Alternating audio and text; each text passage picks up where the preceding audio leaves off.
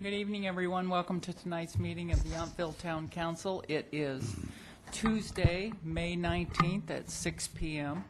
For those of you joining us for the very first time in council chambers this evening, you'll find the agenda and supporting documentation for the agenda items on the wall in the little plastic bins by the door where you came in, so help yourself to that information. We are being broadcast live on Channel 28, and the video broadcast will be rebroadcast on Friday at noon, in case you want to watch yourself on television. And we are live web streaming. Yes. And you will have access to that recorded session, the recorded session of this meeting via the internet if you go to www.townofyountville.com. Click on agendas and minutes. Click on agendas and minutes, and Select it'll your be right meeting there. date. Yes. Select the meeting date, and it'll be right there. And just one other item before we get started this evening, please, no cell phones or pagers while we're in council chambers this evening. Just if you could turn those off or set them to vibrate or whatever they do, we would appreciate it. May we have the roll, please? Councilmember Chilton? Here. Councilmember Mueller? Here. Councilmember Dutton? Here. Vice Mayor Dunbar? Here. Mayor Sosserman? Here. Will you please join us for the Pledge of Allegiance?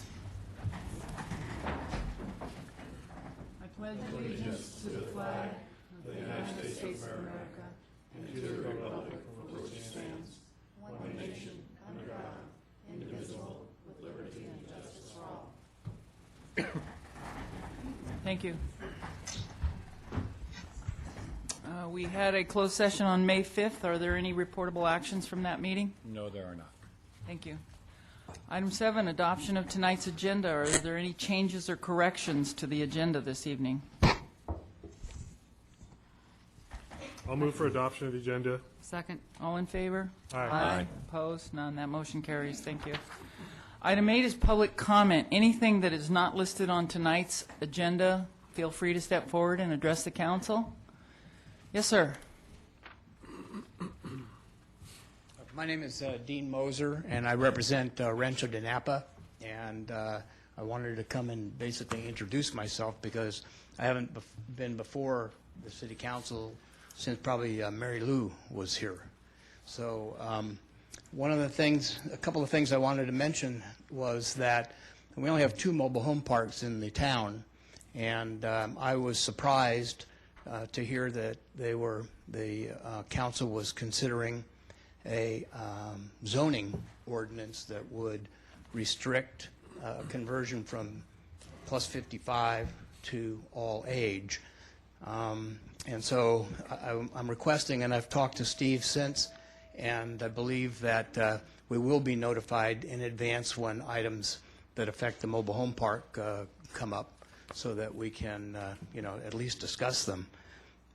One of the issues that I have with the non-conversion is it's really a property rights issue, and we're looking at further restricting mobile home parks and what we can do with our land, okay? There's certainly no question that you can zone to be mobile home park or industrial or residential or whatever, but to then further go and restrict going from 55 to all age is another question. We at Rancho de Napa have no intention whatsoever of converting. It's just the idea of the property rights that we're talking about. Further, you might consider, though, that it might be a good thing for the town to have at least one mobile home park that is all age, so that people who are teachers or firemen, police, people who work for the city would have a place that might be more affordable for them.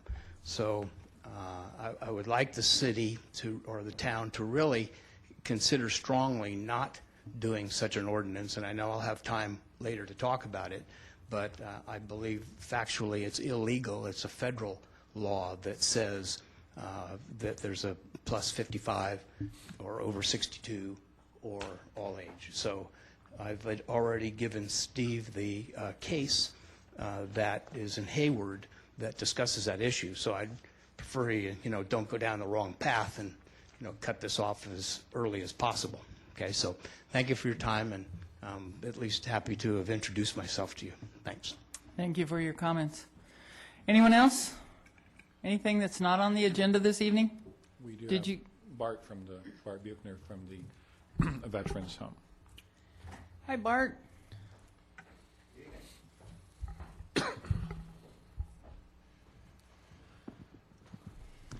Well, thanks for the invitation to come on down. I just had a couple of things that I would like to share with the council and with the residents of the town that are here tonight.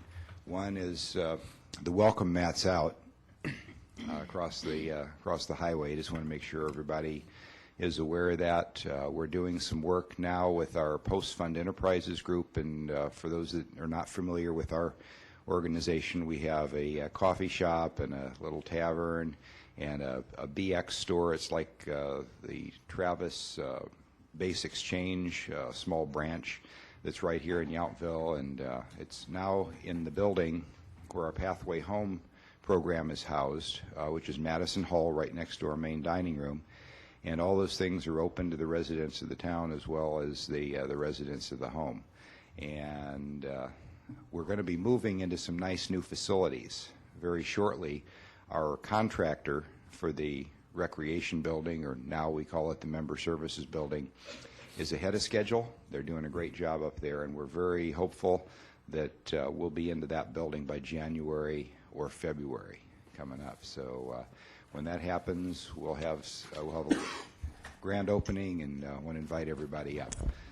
The things that are coming up immediately, I'd like to invite everybody to, is the Memorial Day ceremonies this weekend.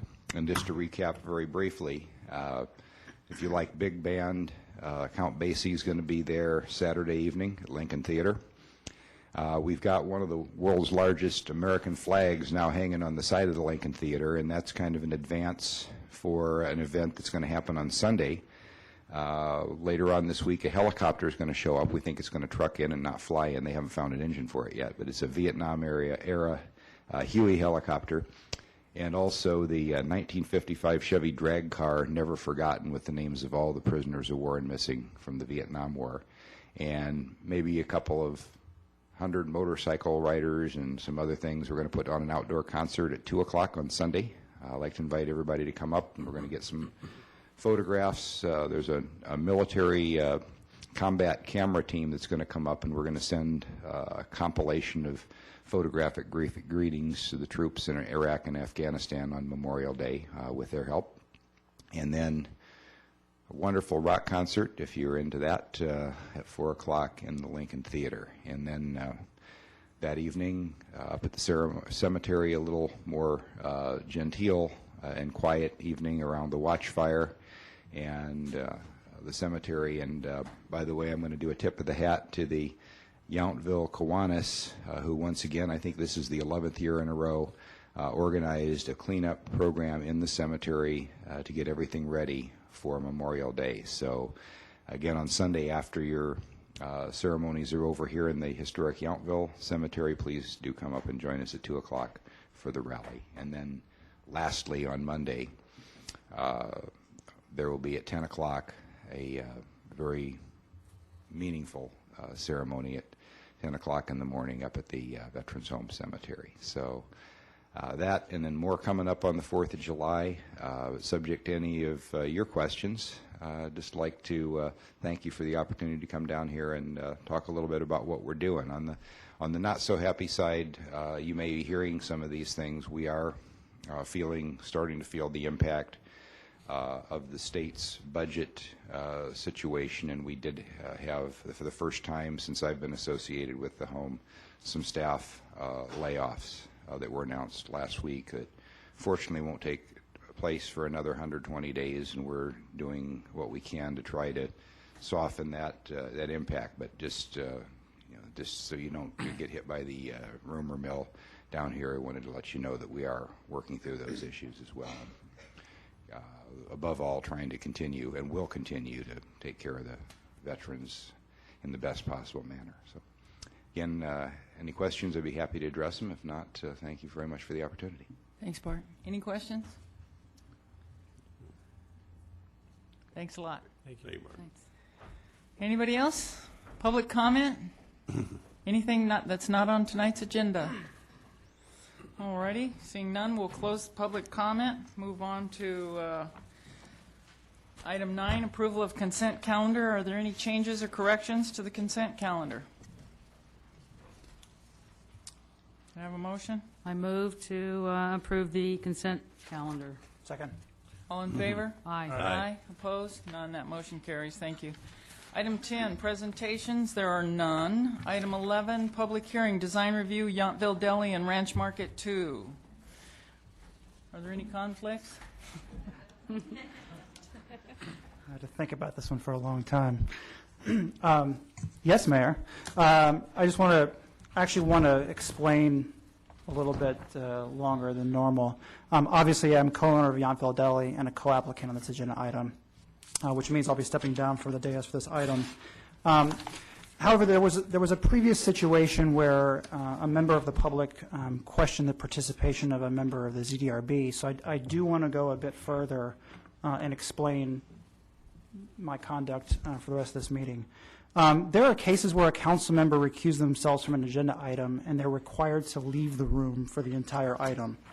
I won't bore you with California regulation, but California regulation 18702.4 states that council members may represent themselves as any other member of the general public when an item is related to their personal economic interest. That's defined as a business entity that's wholly owned by the official or members of his or her immediate family. The deli, in this case, is owned by myself and my wife, Jacqueline. Also, there's another part in the regulation, 18702.5, which restates these rules and specifically states that the council member with a personal economic interest may speak during public comment as a member of the public and may sit in the room for the entire discussion of the item. I've never had this happen since I've been on the council, so I just wanted to make sure that was clear for everybody. I will not go through all of this again. It's an unusual night for me because I will recuse myself from 2 successive items because of personal economic interests. So I'll state that once, and I'm going to go sit out there with you guys. Thank you. May we have staff report, please? The item before you is an expansion of the patio area at the Yountville Deli and Ranch Market site. It consists of 2 elements, one being the renovation of the gazebo, shown in more detail on the next slide. And it involves removal of the benches on the inside, repair and maintenance of the panels on the outside, and repainting it. It also involves removing the picnic table shown there for the metal bistro table shown on the next 2 slides. The other element of the proposal is an expansion of the patio in the landscape area that's to the northwest of the building, and it would involve removal of most of the vegetation that you see there, retaining what's along the perimeter, and paving the area with a concrete patio. On top of that, the applicant would put 3 round cement table and bench sets, shown on the next slide, and that differs from the proposal that was before the ZDRB. That was for the picnic table, shown on the next slide, and 2 members of the ZDRB had concerns with the size and the bulk of that table, the picnic table, and the fact that it couldn't be moved readily by those using it, either the table or chairs for their party size or for shade. So the applicant elected to replace that proposal with the concrete set you see in this slide. Staff, it is a round table, but it's not fully addressing the bulk and the movability issues that were raised by the ZDRB. So staff is proposing a condition that staff work with the applicant to finalize the design. Landscaping was raised by one of the members at the ZDRB who encouraged the applicant to enhance and add landscaping, and staff supports this as well. A few slides up, we can see the, let me mention the umbrella here. This would be in each of the 3 tables in the center hole. The landscaping that would be removed in the area of the patio would leave just the higher level Shrubs to the back and the medium and low-level plants would be removed, eliminating a lot of the diversity and variety that's in that planter, so staff is suggesting a landscape plan to address that. There are also a few bare areas in the landscape bed to the west of the gazebo, and staff encourages some infill plants there as well, and that's also related to the landscape condition. We believe these are nice improvements for town, that they add a nice area and will contribute to the pedestrian orientation of Washington Street, and we're recommending approval with the conditions before you. Thank you. Council have any questions for staff at this time? Any questions, Vice Mayor? One question I do have of staff, is there a concern on staff's part that additional traffic, meaning vehicle traffic, would impact the ability of the parking lot to hold enough cars? If you're talking now about people being able to stay and eat on site, or more people being able to stay and eat on site, or do you feel like there's sufficient parking on site? We feel there's sufficient parking. This would accommodate customers already coming to the site. This area is considered open space, so it doesn't add to the parking requirement or go to the FAR calculation. Okay, thank you. Is the applicant here? Well, of course the applicant's here. Does anyone want to speak on this matter before we open up the public hearing? Mr. Housley. Eric Housley, owner of Ranch Market. Thank you for considering the application. We met with the ZDRB. We heard slightly different from the ZDRB than what I was hearing from the staff. They pretty much were right on with most of it. The one thing that I did was Murray to Dorenbecker from the council of ZDRB. The board did suggest enhancing it, but I was only getting the west side. I have no problem considering doing something in the east side. Janes, board member Janes, did say that he didn't feel, since the west side was actually brought into the whole plan, that he didn't feel that that was necessary to do a whole landscape plan, because we're talking about changing a few things. We're actually talking about approximately 28 square feet of concrete. The only reason why we were even going to do this, originally we were going to do some flagstone or something, but because of ADA issues, we have a lot of the vets that come down. Partly what we liked about the concrete issue, rather than because of some minor things that have happened over the years because we're open so much later. The idea with concrete tables was to actually move in the pathway to leave a spot open for handicap access to be able to, just pull right up to it, and it would keep it very open. Plus, they're very easy to clean out and keep it all washed down and going. Plus, we're going to keep some landscaping. So the landscaping side and working with the staff is not a problem. I don't know that an actual landscape plan for this small of an area is really that necessary, but, we just actually redid that planter when we did the roof on the building 3 years ago, and it was, star jasmine and 2 trees, and it was quite an ordeal just putting in 2 trees or 3 trees. We were, and you can see it's a very small area, so even 2 trees is fairly crowded in there for their size. We encourage it. The biggest reason why this even came up was we have a lot of locals that are coming in, even some visitors, but a lot of locals that come in every morning for their coffee. They want to read the paper. We have beautiful days like today where they want to go out and have their sandwich. But most of the time, the problem is the tables that we had in there before were 4-person tables. One person would sit there. Nobody else would want to join them. So it's the idea of giving people a few more opportunities to sit down, make them comfortable.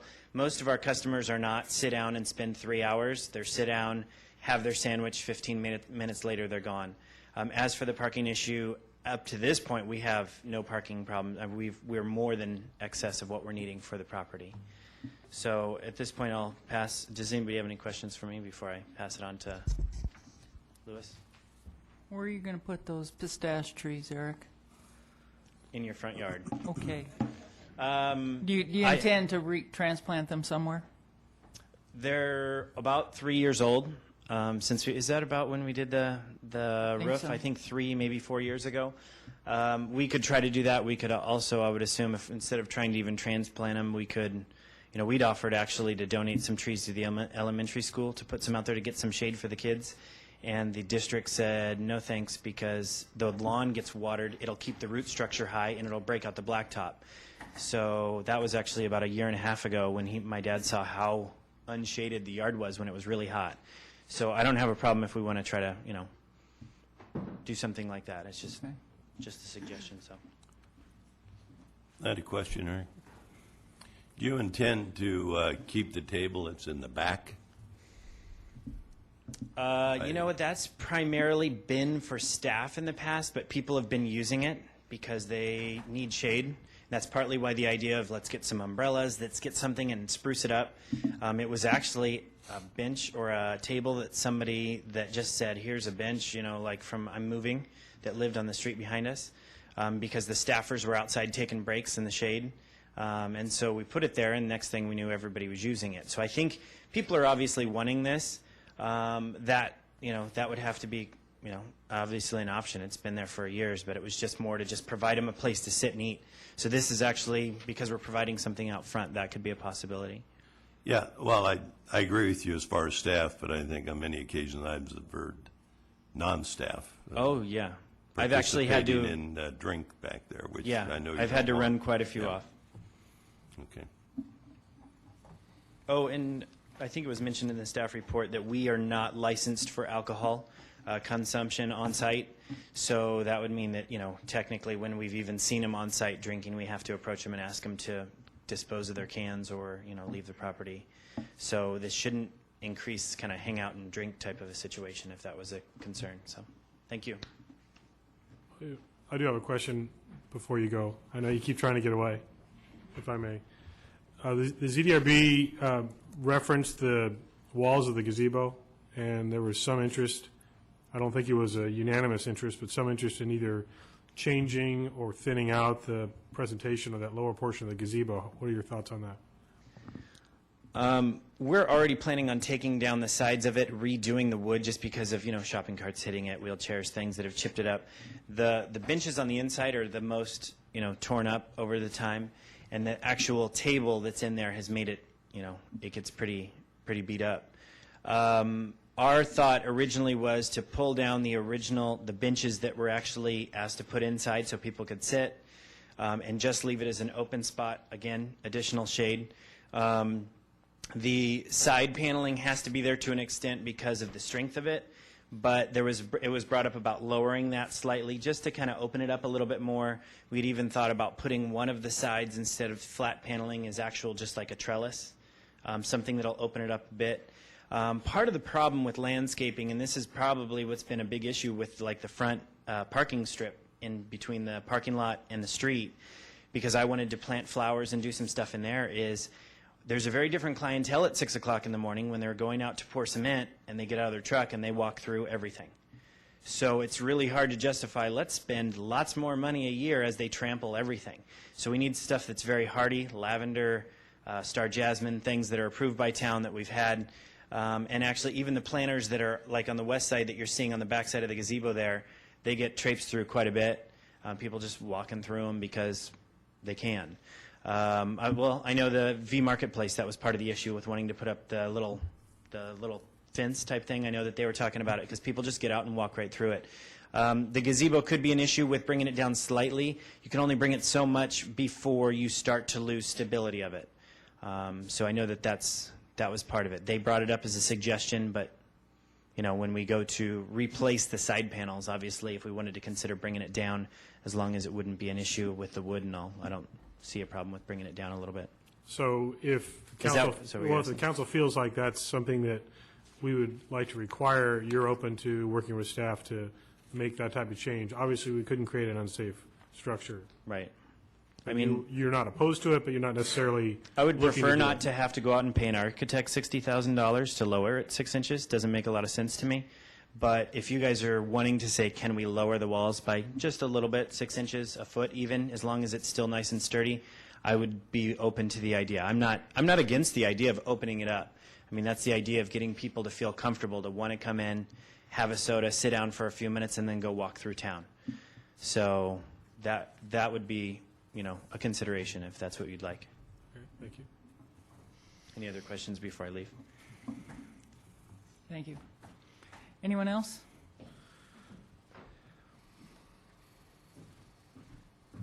Thank you, Mayor, Council. Just a couple of things. Eric really touched on the main reason that we want to do this. I would say the number one request that we hear from our customers is, where can we go outside and sit? So that is absolutely the driving force for it. The Vice Mayor asked a question about parking.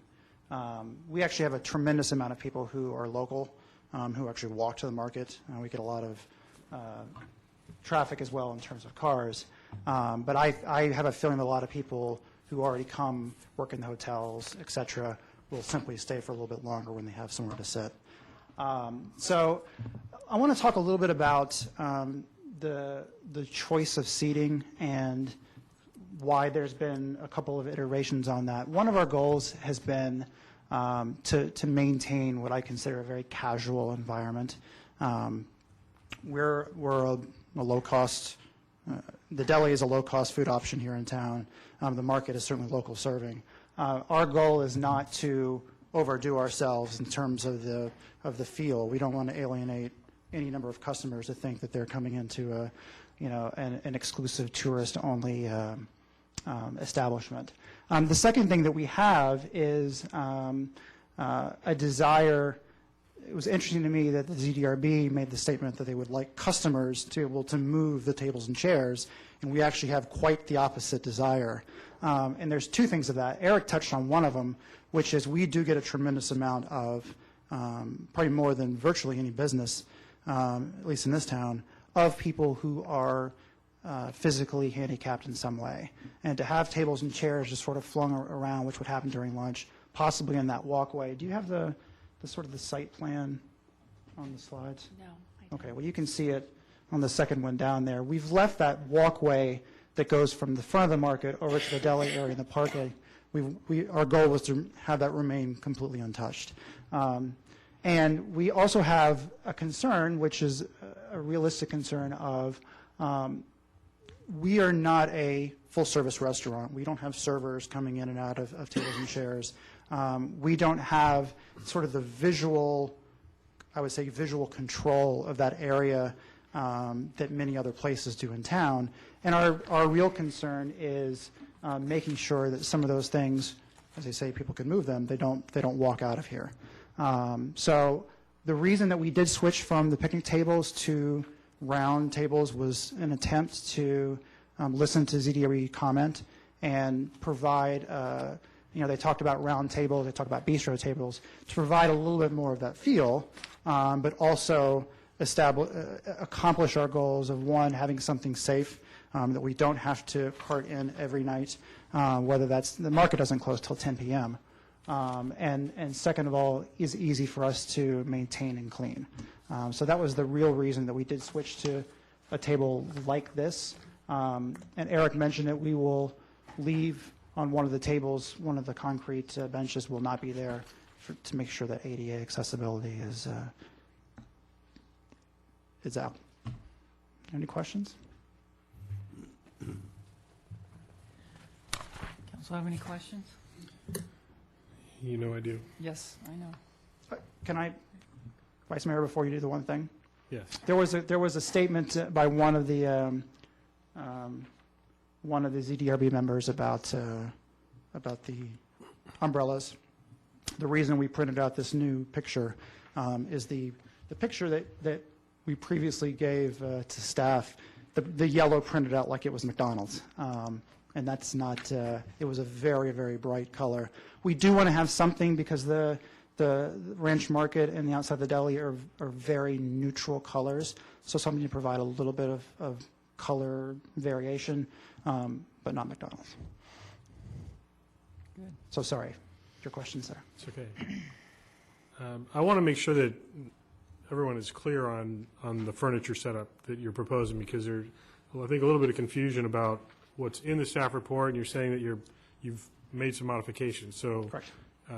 If you could, instead of me saying it, if you could be very specific about what it is you're proposing for the new concrete outdoor seating area, yes, and specifically for the gazebo area.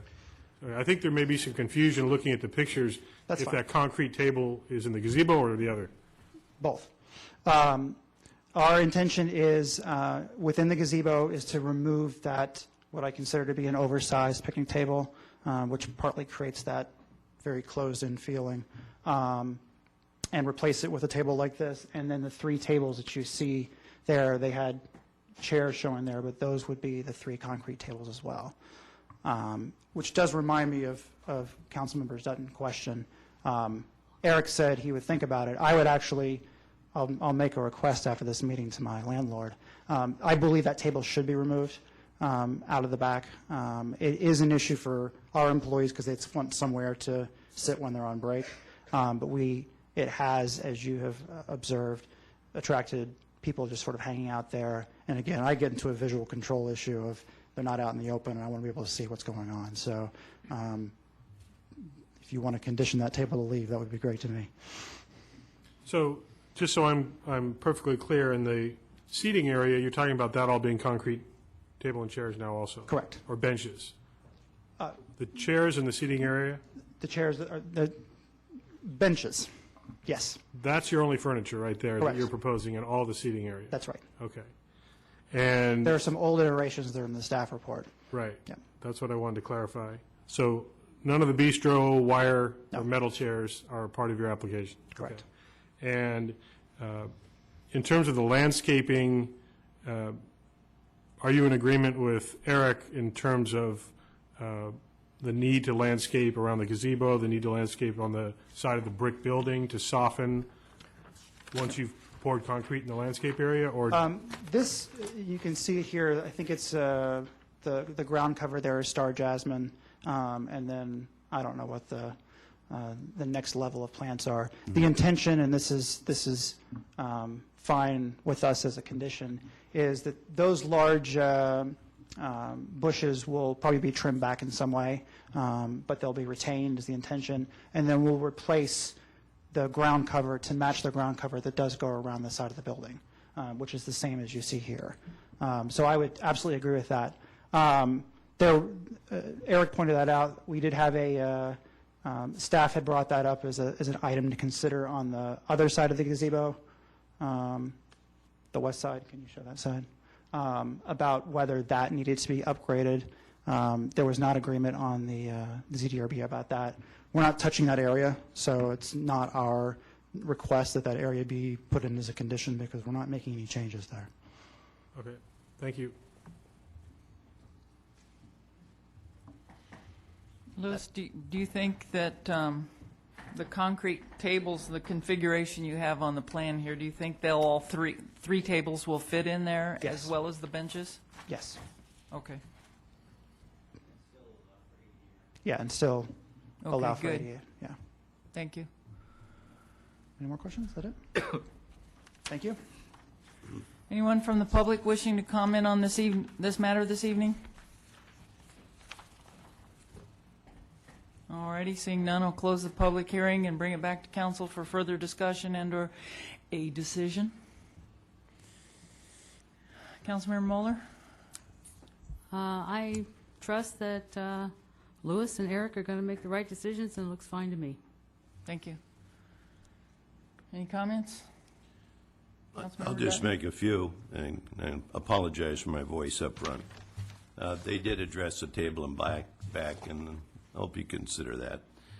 Yeah, and I'm glad to see the concrete benches. I believe, maybe you're not all familiar with the Gordon's episode when everything was stolen up there one evening. So I think, unfortunately, it can happen regardless of what happens. I think these will be a lot less likely to disappear. And I like the looks as far as for keeping them clean.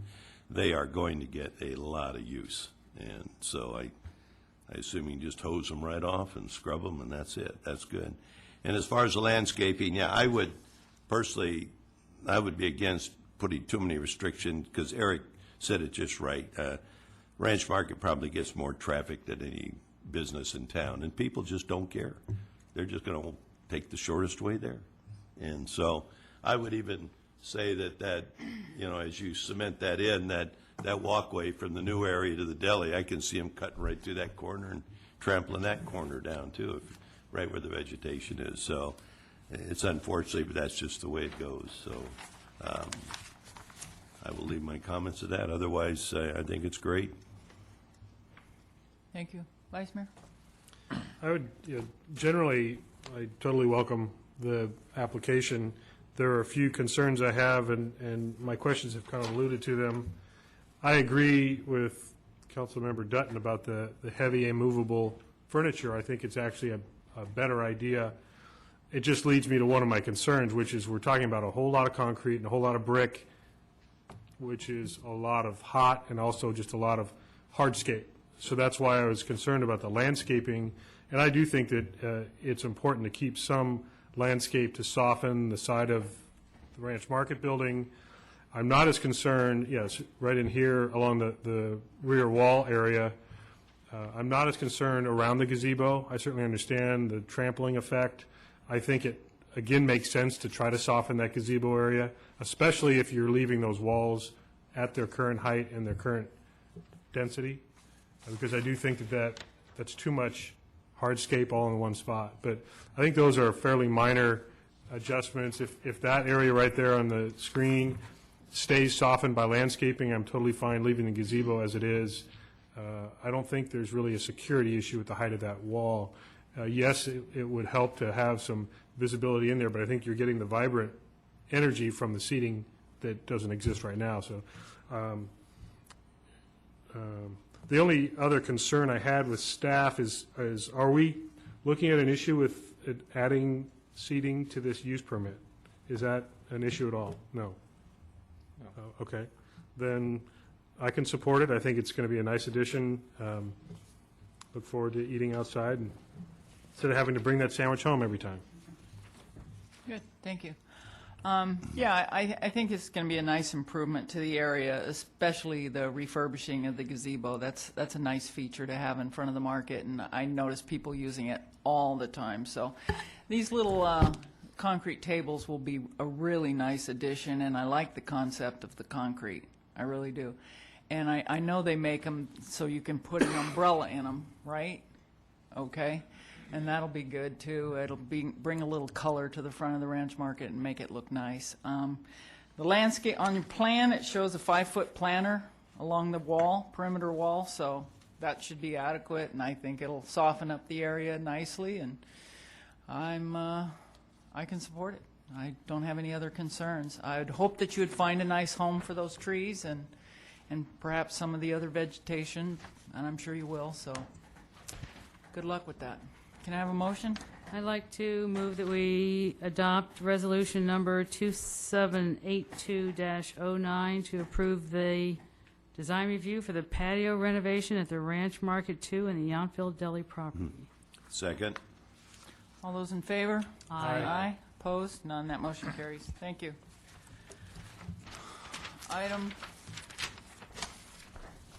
12, public hearing use permit request, Tacos Garcia. May we have staff report, please? Councilmember Chilton back up here. Okay. Mayor, I'd like to let everybody know I'm going to recuse myself from this discussion as I have a direct financial interest due to competitive nature of this business. Thank you. All righty. Let the record reflect that Councilmember Chilton will be stepping down. May we have staff report, please? The item before you is a request to locate a taco truck on the Ponchas property and the parking lot. And before you is a use permit request for the commercial use. A design review application and permit is not before you based on the definitions of the design ordinance of development, and that being structures or buildings, including grading and landscaping and paving that are constructed on or affixed to real property. It envisions a more permanent nature. In this case, it's a mobile food vending facility that would come to the site each day, leave at the end of each day that it operates, and when it's not on the property, there would be no evidence of its use. So that is the reason that the typical zoning standards of the design ordinance were not analyzed. Those typically relate to setbacks and height, and those were not addressed. In this case, the truck and its aesthetic makeup are inherently part of the use, and so that is before you. They can't be separated. The taco truck is a formula that is a certain shape. It has its menu on its body and business identification, and so when you're discussing the use, the design of that truck is part of your discussion, but it's part of the use permit review rather than design review. Staff's main concern with the taco truck was the location proposed in the southeast corner of the property because that abuts residential uses to the east. And we are proposing that it be brought up closer to the Washington Street frontage as long as it doesn't block the ingress and egress driveway up against the fence that's shown there near that telephone pole. The Health Department licenses taco trucks of this nature, and there are a whole list of requirements they need to comply with. We are proposing to add another condition, number 9, that will require approval of the taco truck use and all related food preparation and service to be subject to the approval and all requirements of the County of Napa Department of Environmental Management.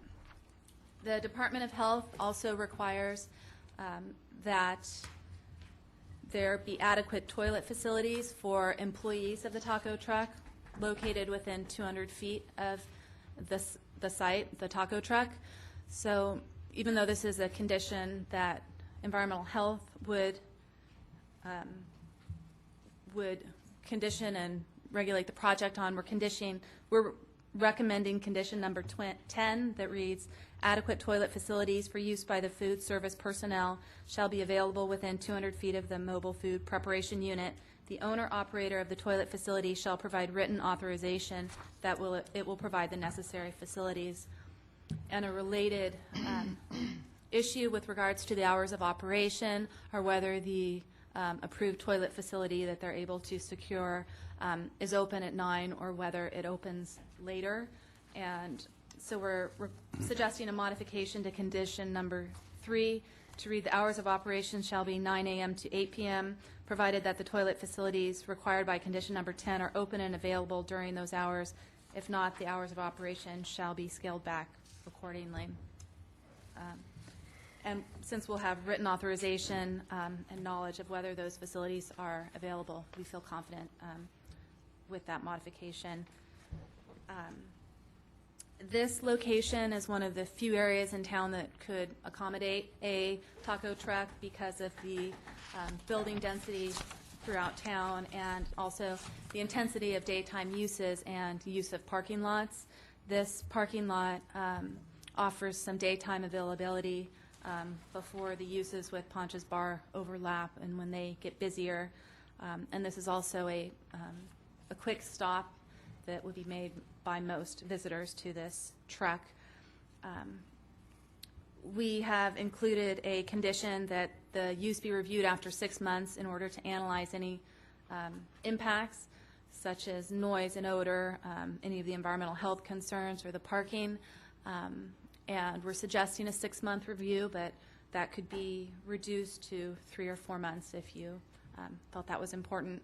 I also want to note that we received some correspondence, one from a neighbor, Robin and Corky Johnson, opposing the approval of the taco truck, and another is a petition signed by residents as well as out-of-towners supporting approval of the taco truck. And with the conditions suggested, we're supporting it as well.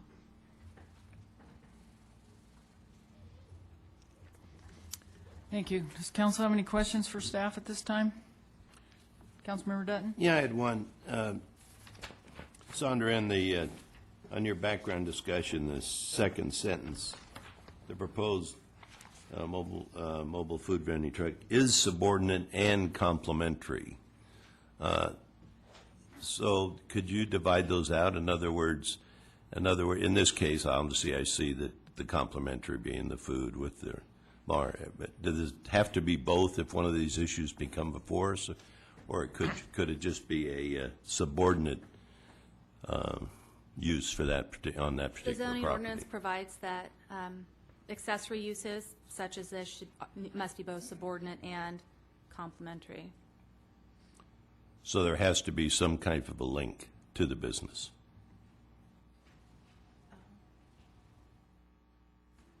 Well, I don't know that it has to be, as far as the nature of the business, has to be directly related to the primary use, as opposed to it being complementary and compatible with it otherwise.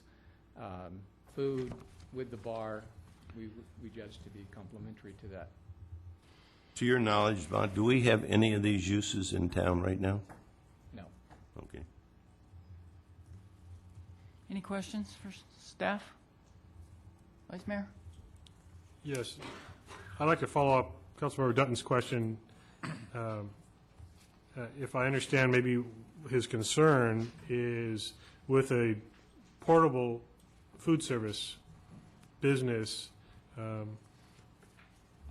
there are no standing requirements like there would be a brick-and-mortar food establishment in terms of the use permit. We're just able to generate conditions as we see fit, as opposed to needing to comply with pre-existing code. Is that an accurate statement? Yes. Of course, there's other regulations from environmental health that apply here, and they get inspected. But this is whatever conditions, and you are granting this use specific, subordinate to Ponch's because it occurs on their property. But all of the conditions that you deem appropriate for this use would apply, and that you have broad discretion in whatever you deem appropriate for this. It's not, there's nothing about Ponch's that's at jeopardy here or will change. And if this particular vendor were to disappear, if these conditions are granted of Ponch's at this time, they could potentially seek out another vendor, another truck, and continue the operation. Is that a fair statement, or would they need to reapply? But, like the balloon launch businesses where the use permits are specific to the companies that operate, that would be the same case here. And the next use, it's not transferable, and the next use would have to come in for separate approval. Okay, thanks for that clarification. The last question I have right now is the reference, Sandra, you made to adding condition 10 about the toilet facilities for the personnel, the service personnel. Are there no similar requirements for patrons? No. So as long as the conditions are met through the primary use, which is the bar, then there's no additional requirement on the mobile vendor. That's right. Okay. One other piece of clarification for the council and the public. At present time, the town uses a conditional use permit structure for most of its elective planning decisions, as opposed to a structure where a lot of things are prescribed or prohibited. Our ordinance structure more has been we will allow things and consider them on a case-by-case basis and then develop appropriate conditions at that point in time. The first thing I would point out is the town does not have any ordinances in place that provide direction as to regulation of mobile food vending. There's nothing that says it's encouraged, that's supported. There's nothing conversely that says it's prohibited. Currently, the only prohibition would be that mobile food vending is not allowed on public property. And again, that would be something that you all, as the council, would have to approve. So that's part of what we find ourselves in a slightly unique situation to advise everybody as to the structure. So in this particular case, you know, I think Bob's reference to Planning Director Tiernan's reference to balloon launch is actually a very similar one. So part of the council's decision tree in this would be, do you want to consider the use, yes or no? If the answer is yes, then are the conditions that staff is recommending appropriate, or are there other conditions that the council feels would be appropriate given the nature of this particular use? Then the last question I have of staff, is there any concern that the primary use is a bar, or basically an adult business, over 21 type of business versus a non-alcohol serving business. So there's no additional restriction that you're aware of, as if this was, I've certainly seen this take place on the grounds of a service station, for example. There's no concern about access to the food vending just because it's a bar. No. And here, our only consideration as far as the Ponchas being there is provision of the site. There's no other relationship between the two. They're just providing an area for this to occur. Okay, thank you. Bob, I have one question. The van or the vehicle would be parallel to the fence in this location or perpendicular? It would be, I think the... In theory.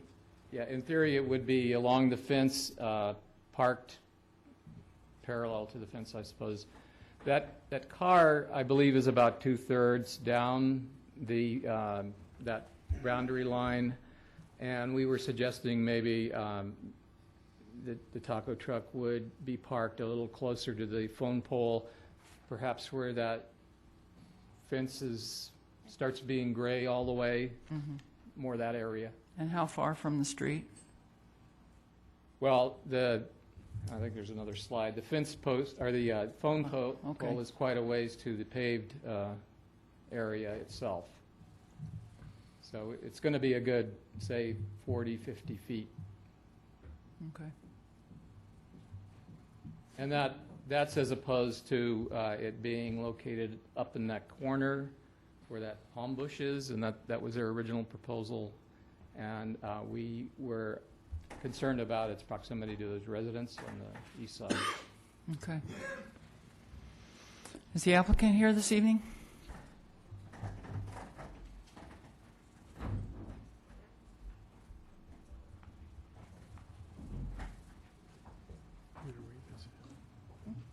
Hi. My name is Mario Medina, and I probably need somebody to translate. Okay.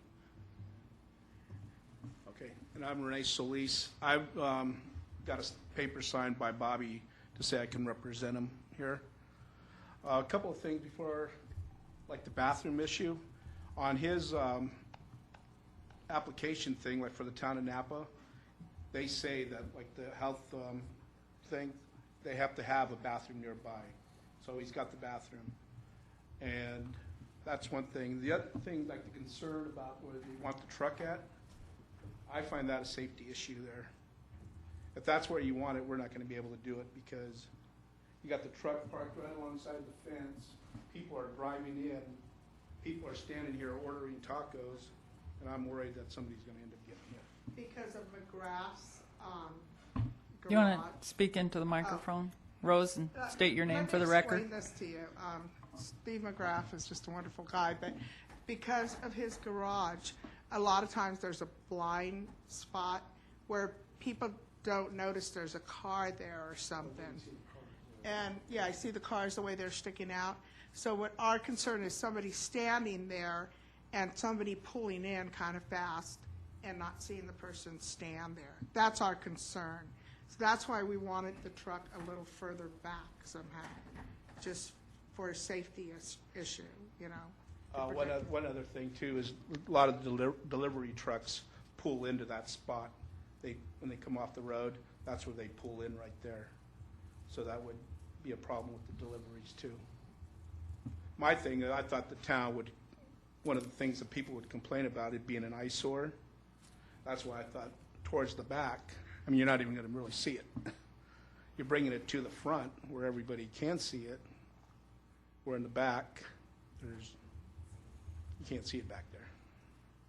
And we do have a janitor there at 9 o'clock in the morning, so there's constantly somebody there, you know, in the morning. I believe that 9 o'clock in the morning for a taco truck's way too early. That's my personal opinion. I don't want to talk at 9 o'clock in the morning. You know, I'm talking lunchtime, but, you know, It's just 9 o'clock is early. So, will they have access to toilet facilities inside the bar? Is that Yes, what they you're will. saying? Yes, Okay. absolutely. Okay. Anything else? No? Council, have any questions for the applicant? I have a question about there's an external fan on the truck, or is there any noise when the truck is off? Well, right now, he's got, like, I went to this taco truck on Salvador, and he's got a generator running, and that's a temporary thing, but he turned on the truck. The generator was loud, and that's what was my concern. I said, is that going to be like that? He said, no, this is just a temporary thing here. But the truck has its own generator, and it's a lot quieter. I wanted to address something real quick, please. I know that there were like out-of-towners, I don't know if you're talking about Napa, but there were some out-of-towners that are here for wine business, but they're here probably every 3 months. So they did sign the petition, because I get asked a lot from them, where can we get something to eat, like a taco or a pizza or something, I mean, all the time, because we get a lot of people from Texas. This last weekend, most everybody that was here visiting was from Texas for some weird reason. But we do get a lot of people from Texas, which is great, but. So that's why I thought it'd be kind of a good idea, because they do business in our valley and in here in Yountville, and they stay here and spend their money here. That's the reason I got them to also sign the petition. Just wanted to make that clear to you. Thank you. Do you have any questions, Vice Mayor? Well, I do. I mean, that comment actually just brought up one question, Rose, if I could. 'Cause your interest in having this on site is what? My original assumption was to serve local needs, but you just mentioned that you have a lot of visitor requests for this. Exactly, but that's, can I get my? Actually, my original intention of this was all the kids in the restaurant business were asking about a taco truck, because a lot of them work double shifts. So I love Ranch Market Deli, I mean, my grandson loves it, that's where I like to eat. But unfortunately, they close at 3 o'clock. A lot of these kids, when they work doubles, they get off right at 3 and till 4, sometimes only a half an hour. There's no other place where they could just run in and grab something and eat it in their car and take off to work again and stuff. But my intentions for this was basically for the employees in the restaurant business and for our locals that want to walk over there at 8 o'clock at night and grab a taco, to eat later on by their swimming pools or patios or something, something simple, And what is the plan? Now, you mentioned in the morning you have custodial service about 9 o'clock, and that's, I guess, And he's there from 9 to noon. So that's kind of the catalyst, I guess, for the starting at 9. But what type of cleanup service is it? The complete cleanup is left up to the vendor for the evening hour, or how is? Okay. That's one thing that Steve had asked me about, was he has his own garbage can that he brings from Napa, from his restaurant in Napa. And at the end of the night, he picks up the garbage can, puts it back in the truck, and takes the garbage back to Napa with him. And the site, I mean, I'm assuming not everybody uses the garbage can. And so I'm just saying, in terms of who's responsible if there's litter in the parking lot. I already talked to Mario, and I told him one of the biggest things that Bobby will complain about is people leaving trash everywhere. I've been there with Mario ordering tacos, and when he shows up, like the other day, he showed up, I was already there, and, I mean, the garbage can was getting full. He took a lot of the garbage out, put the bottles in the bin that he saves. And, I mean, they keep it clean over there. And he knows that that's going to be one of Bobby's big issues, is the garbage. Mm-hmm. Okay. That's it for now, I think. Thank you. Is there food prep going on throughout the day then? He would have to.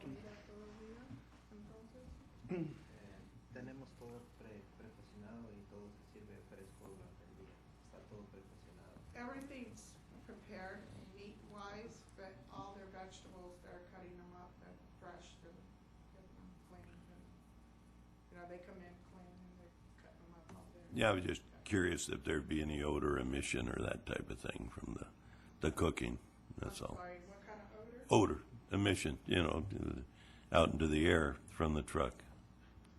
Not really. No creo. No, sí van a poner feo. No, that's Okay.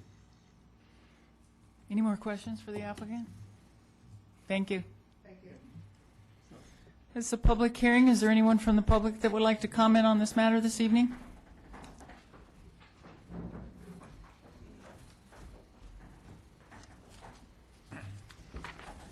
Hi, my name is Pete Mater. I'm a resident here in Yountville. I'm here to ask you to vote no on this. I think that these businesses, mobile businesses, are totally appropriate in an industrial area where people can come up from their place of work and get something to eat. I don't think they're appropriate in a quiet residential community that's also a tourist attraction. We have some nice things happening now in the north end of town with the things that are going in there. Ponchos is an eyesore. It always will be. We know that. We can live with it. You put this taco truck in the parking lot, it's just going to make it worse. So I just ask that you vote no.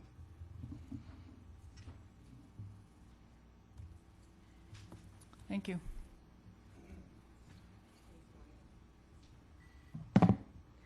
Hi. I just want to say I have nothing against tacos. I think it's a great idea to have an affordable taco in town. Pardon me? Would you state your name for the record, please? Oh, B. Delinsky. My problem is with the truck itself. I think that in a town where design review board is questioning everything everybody builds or wants to put in their yard, or the color they want to paint their house, just everything, I don't think a taco truck fits. I think that it would be absolutely wonderful if they could build a little taco stand that was permanent, that fit in the town of Yountville building code and the design review board. I think a taco truck is an eyesore. My house is probably an eyesore too. It's over 100 years old, but I just don't feel that a taco truck fits. The signage, the looks, everything. I'd love to see a taco stand, though. Thank you for your comments. Anyone else? Hi, my name is Barbara Powell, and I live on Jefferson Street. And I think that supply and demand is really the ultimate way of deciding who gets what. And from my opinion, I think that we need some diversity, and I would love to see the taco truck there. I have no problems at all. They could actually go into my driveway. I don't care. So I just think give it a 3-month review, 6-month review, or whatever. If it works, it works, and if it doesn't, fine. But give them a chance, because I think that it would be fun. Thank you. Anyone else? Hello, Denise Frazier, Jefferson Street. I've had personal experience with Mario. He catered a party for us last summer, and I can tell you he's very professional to do business with, and he makes a quality product. And I am all for a taco truck. I think it would be local serving. By the way, I have coffee every Friday at Ranch Market, the deli. Try to do what I can in town, but it would just be wonderful to have the convenience of, hey, let's go get a taco. And as far as any odors, the smell of Mexican food cooking is just really appetizing, so it would be good. Thank you. Thank you. Anyone else? Sure. She just reminded me something about Mario. Mario has a contract with a few of the schools in Napa that he does school functions.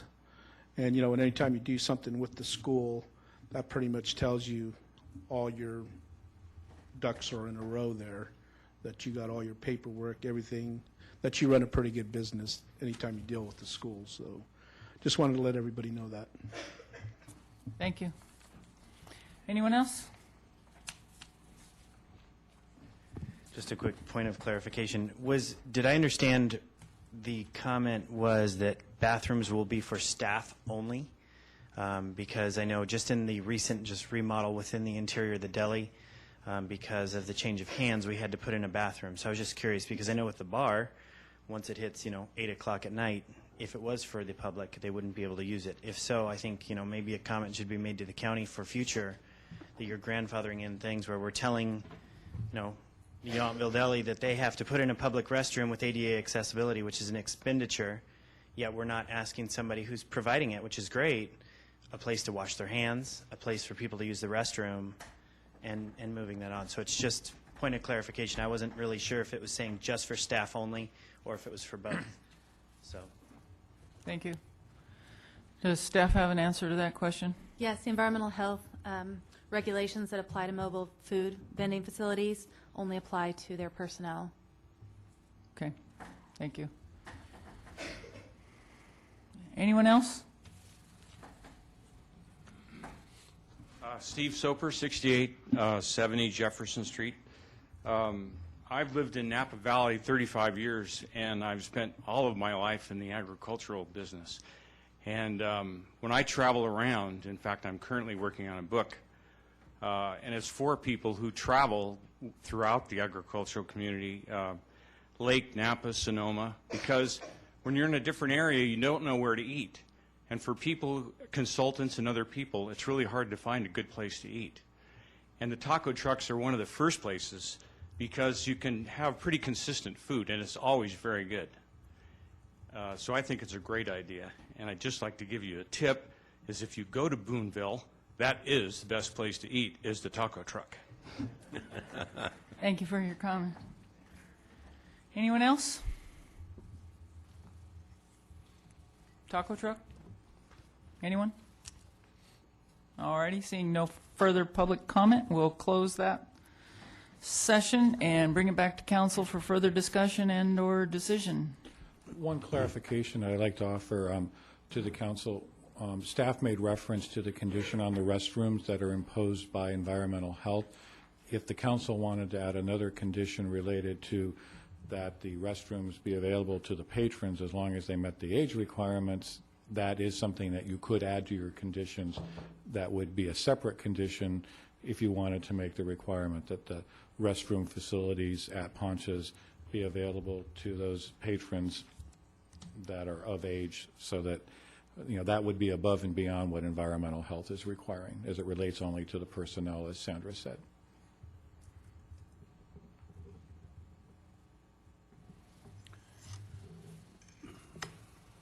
Councilmember Moeller?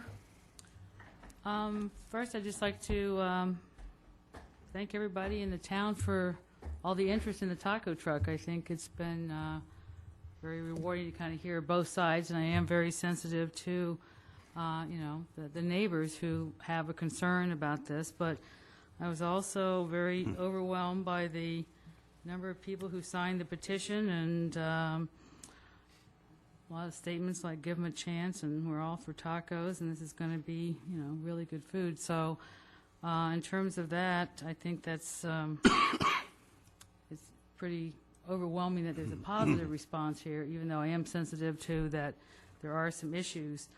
In terms of the modifications, it is my understanding that the county does require a restroom, and there would be one at Poncha's that is open at 9 a.m. when the taco truck is proposed to be there.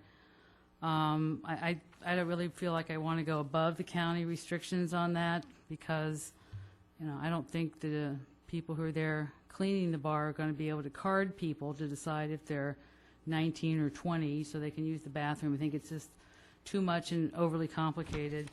So I do accept the town's modifications regarding the bathroom and regarding the addition of getting the County of Napa Department of Environmental Management and having written approval for the toilet facilities.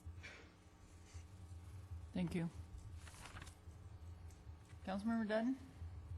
Yeah, I just had a few possibly for Bob or Sandra. And yeah, I know we've talked about the taco truck thing for a long time, and obviously we're getting close. But I just want to make sure, in my mind, that we're being fair to everybody that has gotten permits in the past and potentially a permit here, that we're all playing by the same rules. And again, my question, Bob, Ani, I guess for the lack of a better word, a compliment to your subordinate, are they still under the same, reviews as they are for a regular permit process? Specifically, I know a number of restaurants, we've slammed them because we wouldn't let them have a menu outside on the wall. One thing that in Sandra's introduction that we hoped would come out is that the taco truck is, rather than trying to design aspects of the taco truck through any kind of design process, that we are presenting it as a typical, conventional, as you will, what's accepted as a taco truck by most people's definition, and that includes the signage as you see it, the menus that are displayed.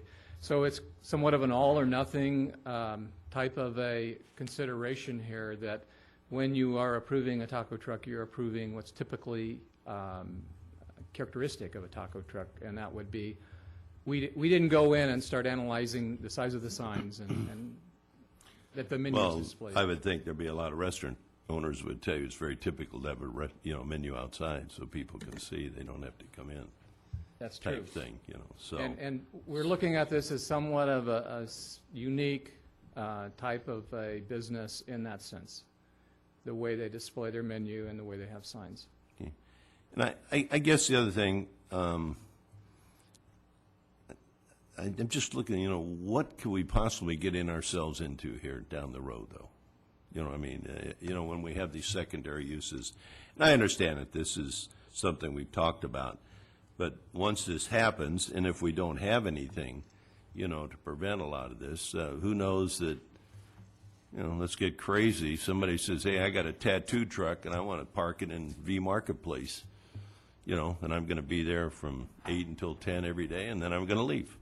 All of these are discretionary permits, and health, safety, welfare of the community findings are made in each case, and the council has broad discretion in approving, conditioning them, denying them as they choose. Okay. Well, and I think, too, I go to the wine tasting rooms, we've been pretty tough on them with, serving food and that type of thing, and so all of a sudden the guy's, well, I'm just going to have a food truck here parked, secondary. So we have to, you're saying we just handle those one at a time as they come to us? Yes. Okay. And in this case, the resolution has suggested findings that would be made in the approval of this. It's written up for approval.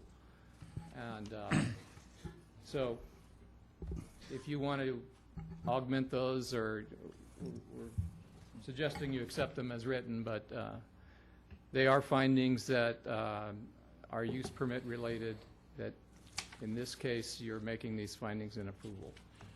Well, and then I think last, we certainly have to resolve with the comment Mr. Solis made about, the location of the truck.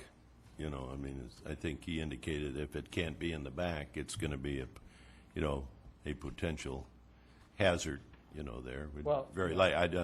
I'm sure he observes a lot more traffic in and out of there than most of us do, and has cause for that.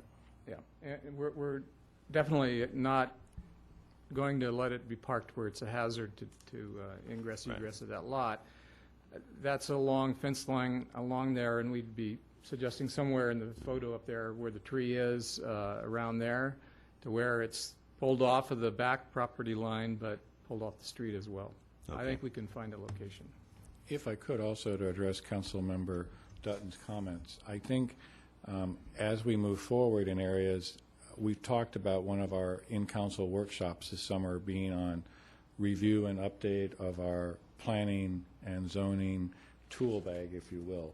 And I think the concern about what if, and I think that's a valid discussion, that we can add this discussion point, and if the council is interested in what do we want, how do we want to design what we want, and then also how do we want to lay out what the conditions, expectations, or minimum qualifications are for other uses, so that we can try to have that conversation as well, to look at it so that there can be a little bit more substance for staff, so that when applications come in, we have a little stronger guidance as to what the council's expectations may or may not be with some of those uses. So that's certainly something we can add to that workshop discussion.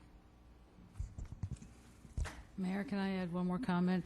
I was also thought it was very important to see that staff had the finding that there would be a review of this within 6 months. I think that really gave me a lot of comfort that, you know, we could take a second look. And I think that was brought up by someone in the audience as well. So that to me is an important consideration. Thank you. Vice Mayor? Thank you. I was just, if you'll allow me, Mayor, going to read, we did receive 3 rather brief emails to this issue. I thought I would just read quickly into the record, and one was referenced by the applicant from Silverado Middle School, leadership advisor Patty Wyman, who says, as a leadership teacher at Silverado Middle School, I'd like to share my experience with Garcia's Taco Truck. From the beginning, Mario was willing to go the extra mile to help my leadership class. Whenever and wherever we needed him, he was there to support us. I have been so impressed with Mario's work ethic and sense of community. Taco Tuesday became an instant institution. We're so grateful to Mario, and I highly recommend him for his business expansion. We need more entrepreneurs like Mario in Napa. There was also a memo sent to us by Sally Connolly addressing the town manager. Mario from Tacos Garcia has been working with me over 2 years. We've launched several different Taco Tuesdays for various school activities and Napa clubs. I've had numerous events handled by Mario and have been extremely pleased with the quality of food and service. We currently have Silverado Middle School doing an after-school Taco Tuesday. Mario has been doing this for our leadership group the entire year and has generously given a percentage of his proceeds back to help raise money. And this one goes on a little bit more about some of the other programs they have. Please receive this memo with the highest regards of Tacos Garcia and Mario's business.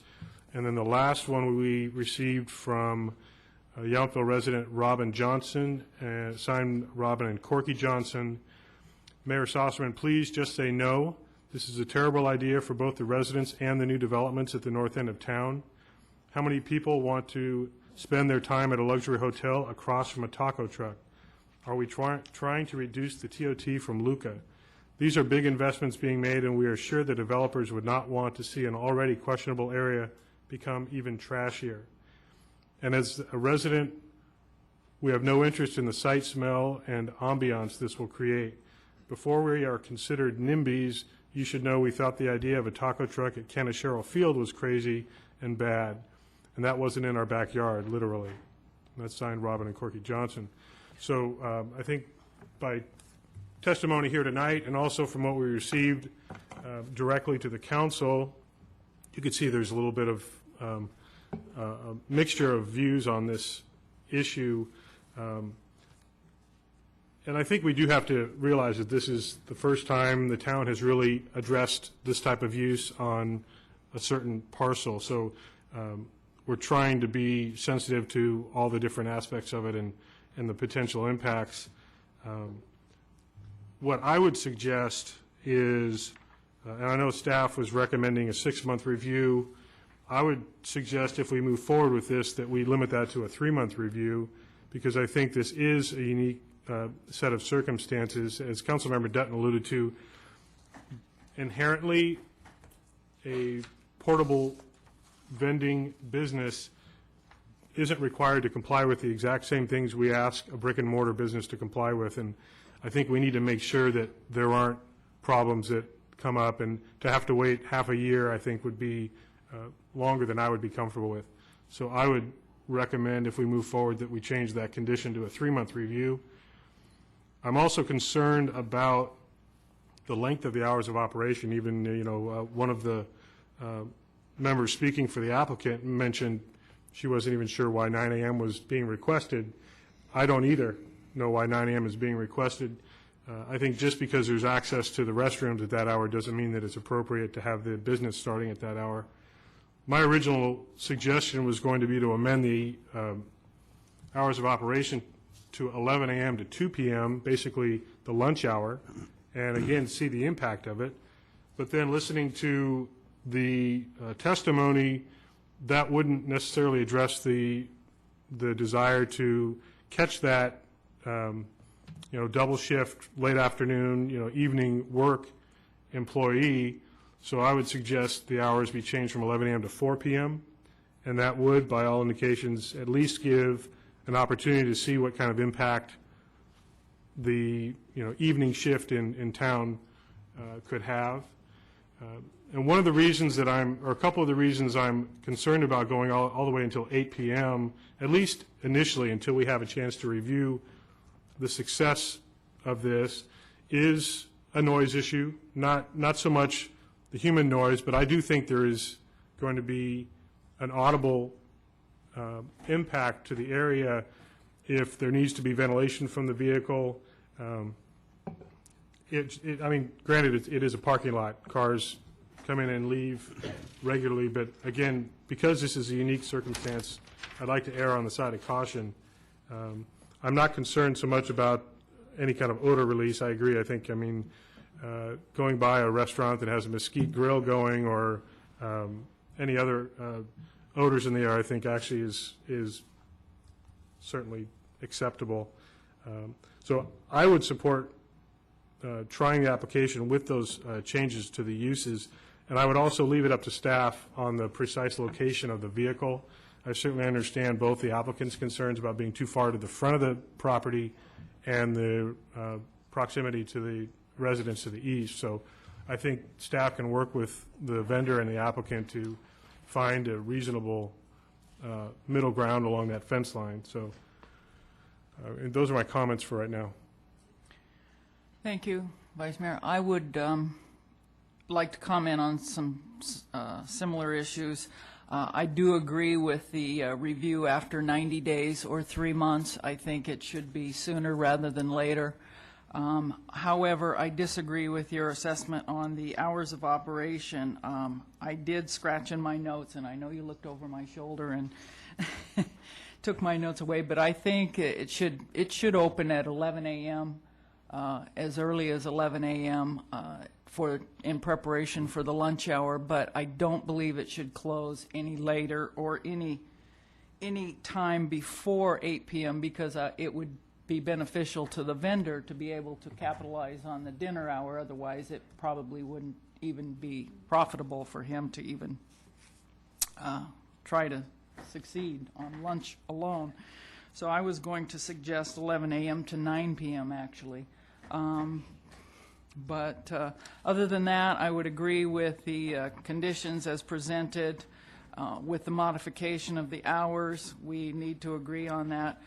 With respect to the comments from Mr. Johnson, I did talk to the owner of the Luca property across the street, Mr. Fink, and asked him specifically about how he felt about his neighbors, and he explained to me that he felt that the neighborhood surrounding the new Hotel Luca property was unique to Yountville. It reflected the character of Yountville, and he wouldn't change a thing if it were up to him. So I don't think we're going to have a problem with that. But as far as the conditions of approval, I would ask the council agree to a 90-day review, and we're going to obviously have to agree on the hours of operation.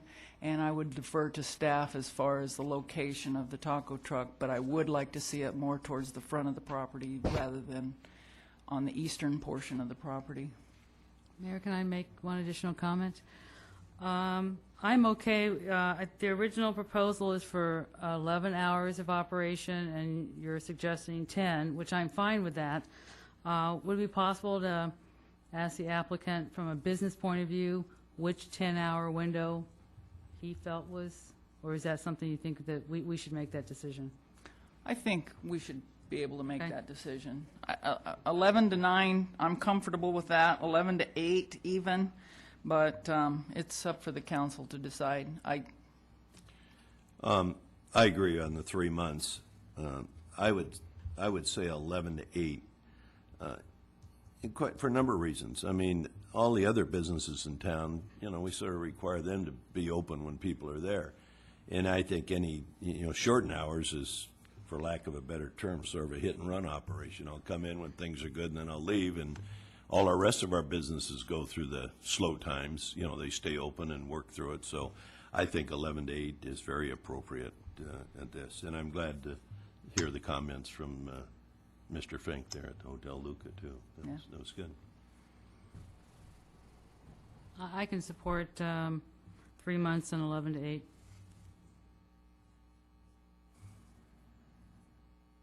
I'd be willing to adjust my requirement, since it sounds like council is willing to have a shorter-term review, and obviously, if there are concerns raised that staff hears about, the council needs to address, we'll react to them prior to 90 days. You comfortable with the hours, 11 to 8? I would be willing to concede to that for the 3-month review period, and then we would address any needs. All right. Just to make one last point I meant to mention earlier, I'm sorry to not see Debbie Alter-Starr in the audience this evening. She's been working on a taco truck for town for, I think, ever since the community center project came up. So hopefully she's out there listening, or we'll read it in the Yountville Sun if we approve this. Mayor, I guess I did have one question. Possibly for the applicant, assuming the approval here, which looks good. When do you anticipate starting? In about 2 weeks. Thank you. Let the record reflect the applicant responded 2 weeks. Any more comments? Decisions? Well, in light of the fact that Compadres is no longer with us, do you have sufficient direction for the Yeah, I was just going to conditions review of approval? the Okay. modifications that's been discussed. The staff had added a 9 and 10, condition 9 and 10, 9 dealing with compliance with Napa County environmental health regulations, and then 10 was the toilet facilities. Availability to staff. And then the council seems to want to change the review to a 90-day review. Yes. Hours from 8 to 11 p.m. And No, it's 11 a.m. 11 a.m. Excuse me, yeah. 11 to 8. 8 p.m. Got that one backwards. And then leave the location of the truck to staff and the applicant to determine. I'd also like to just add some language that clarifies this permit is specific to Tacos Garcia in the resolution, and that it doesn't run with the land. Right. Mayor, if I may ask one more clarification of staff regarding signage. I know Councilmember Dutton brought this issue up in terms of menu location. I'm looking back over the conditions in terms of it being located on the vehicle itself, not a sandwich board on the street frontage. Is that staff's understanding that that's the intent? Yes. When you referenced a standard or typical taco truck. Yes, and Setup. that all the signage is self-contained to the vehicle, and there's not external signage to the vehicle. And due to the time of year, are we not concerned at all in terms of lighting the site? 8 p.m. at this time of year, we shouldn't be concerned with safety issues, and if this does in fact get put back in the back corner of this parking lot? Well, right now, in the winter months, of course, that's going to be depending on if there's any business to be had when it's raining or cold or at 8 in the evening. That would be more the concern of the, I think the truck has some lighting on it itself. If I could just kind of go on record with staff that needs to be part of the review after either 30 days or beyond, as we get into earlier darkness, if there is lighting on the vehicle and that negatively impacts the neighbors to the east, that's going to be an issue to address. and also just safety on site. Okay. Is there any further discussion? Can I have a motion? I'd like to move that we adopt resolution number 278309, approving the use permit request for the mobile food vending truck, specifically Tacos Garcia, on private property at Ponchas, with the provisions, modification number 3 as specified by Bob, with the changes of hours from 11 a.m. to 8 p.m., and the addition of conditions 9 and 10. I'll second that. All in favor? Aye. Aye. Opposed? None. That motion carries. Thank you. Item 13. Where is Councilmember Chilton? Right there in the audience.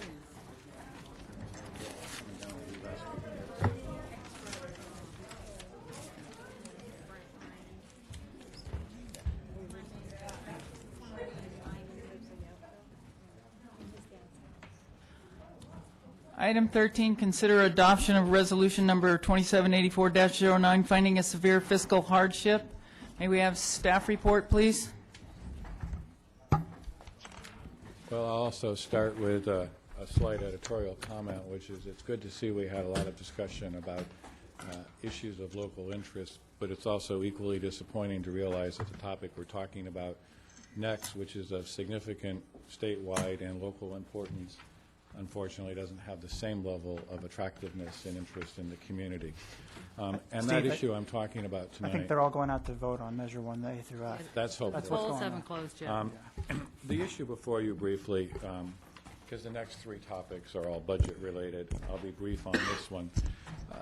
The message here is that the town has been advised by the League of California Cities, I've shared with you the communications, that Governor Schwarzenegger has announced that it is his intention, should the proposals today fail, that he will suspend Proposition 1A.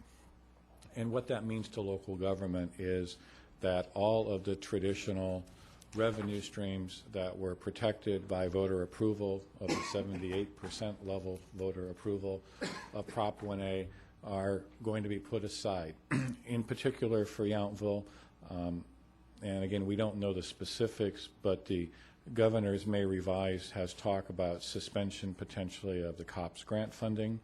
They've talked about an immediate taking of 8% of our property tax revenue and our vehicle license in lieu backfill, which is a funky mechanism that the states put in to pay back money that they took previously from vehicle license structure, and the suspension of Prop 42, which is a voter-enacted revenue stream that comes back to the state and local government for roads, repairs, and in addition, the state, in its infinite wisdom, periodically enacts mandates and various things that have a fiscal cost to the town and other communities.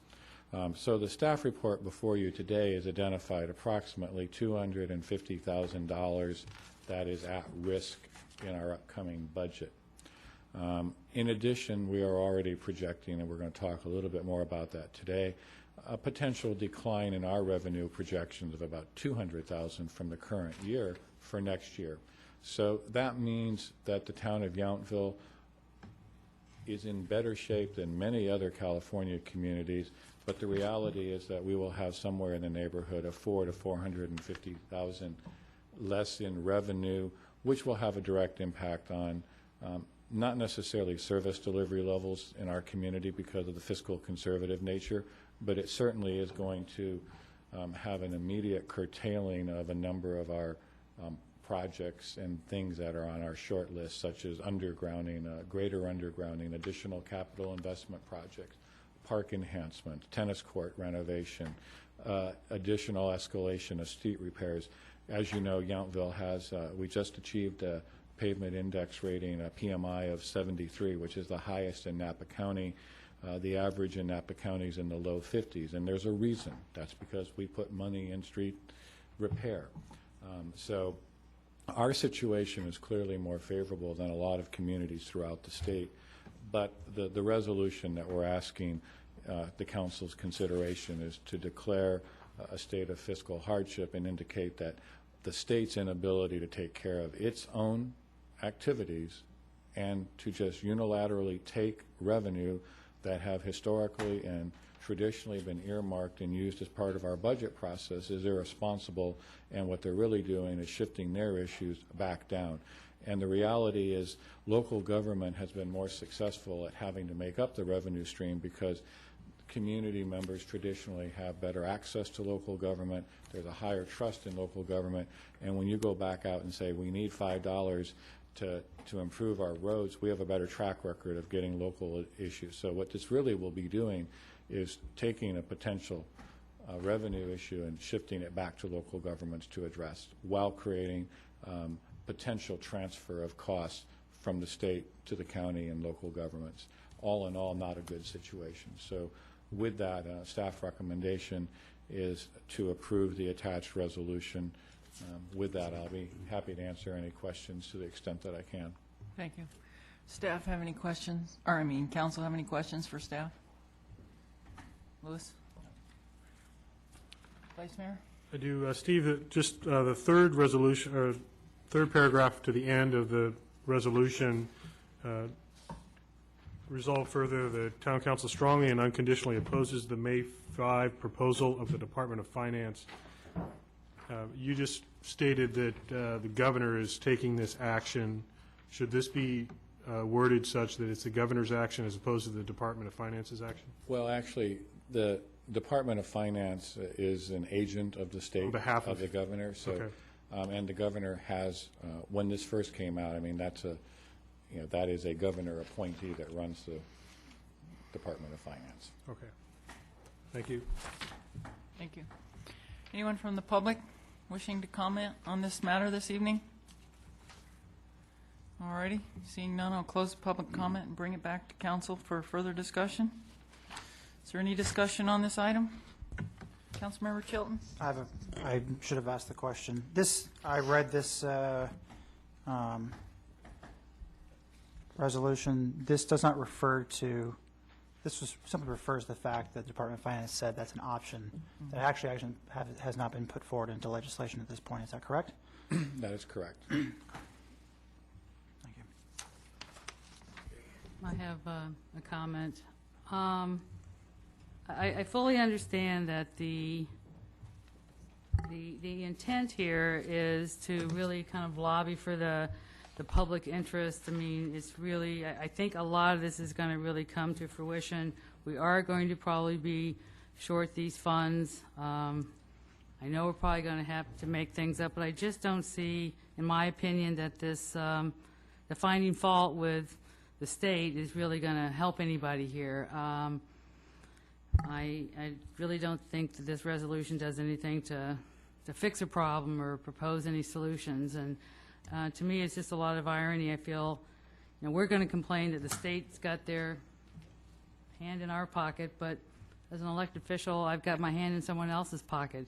I can't support this. Thank you.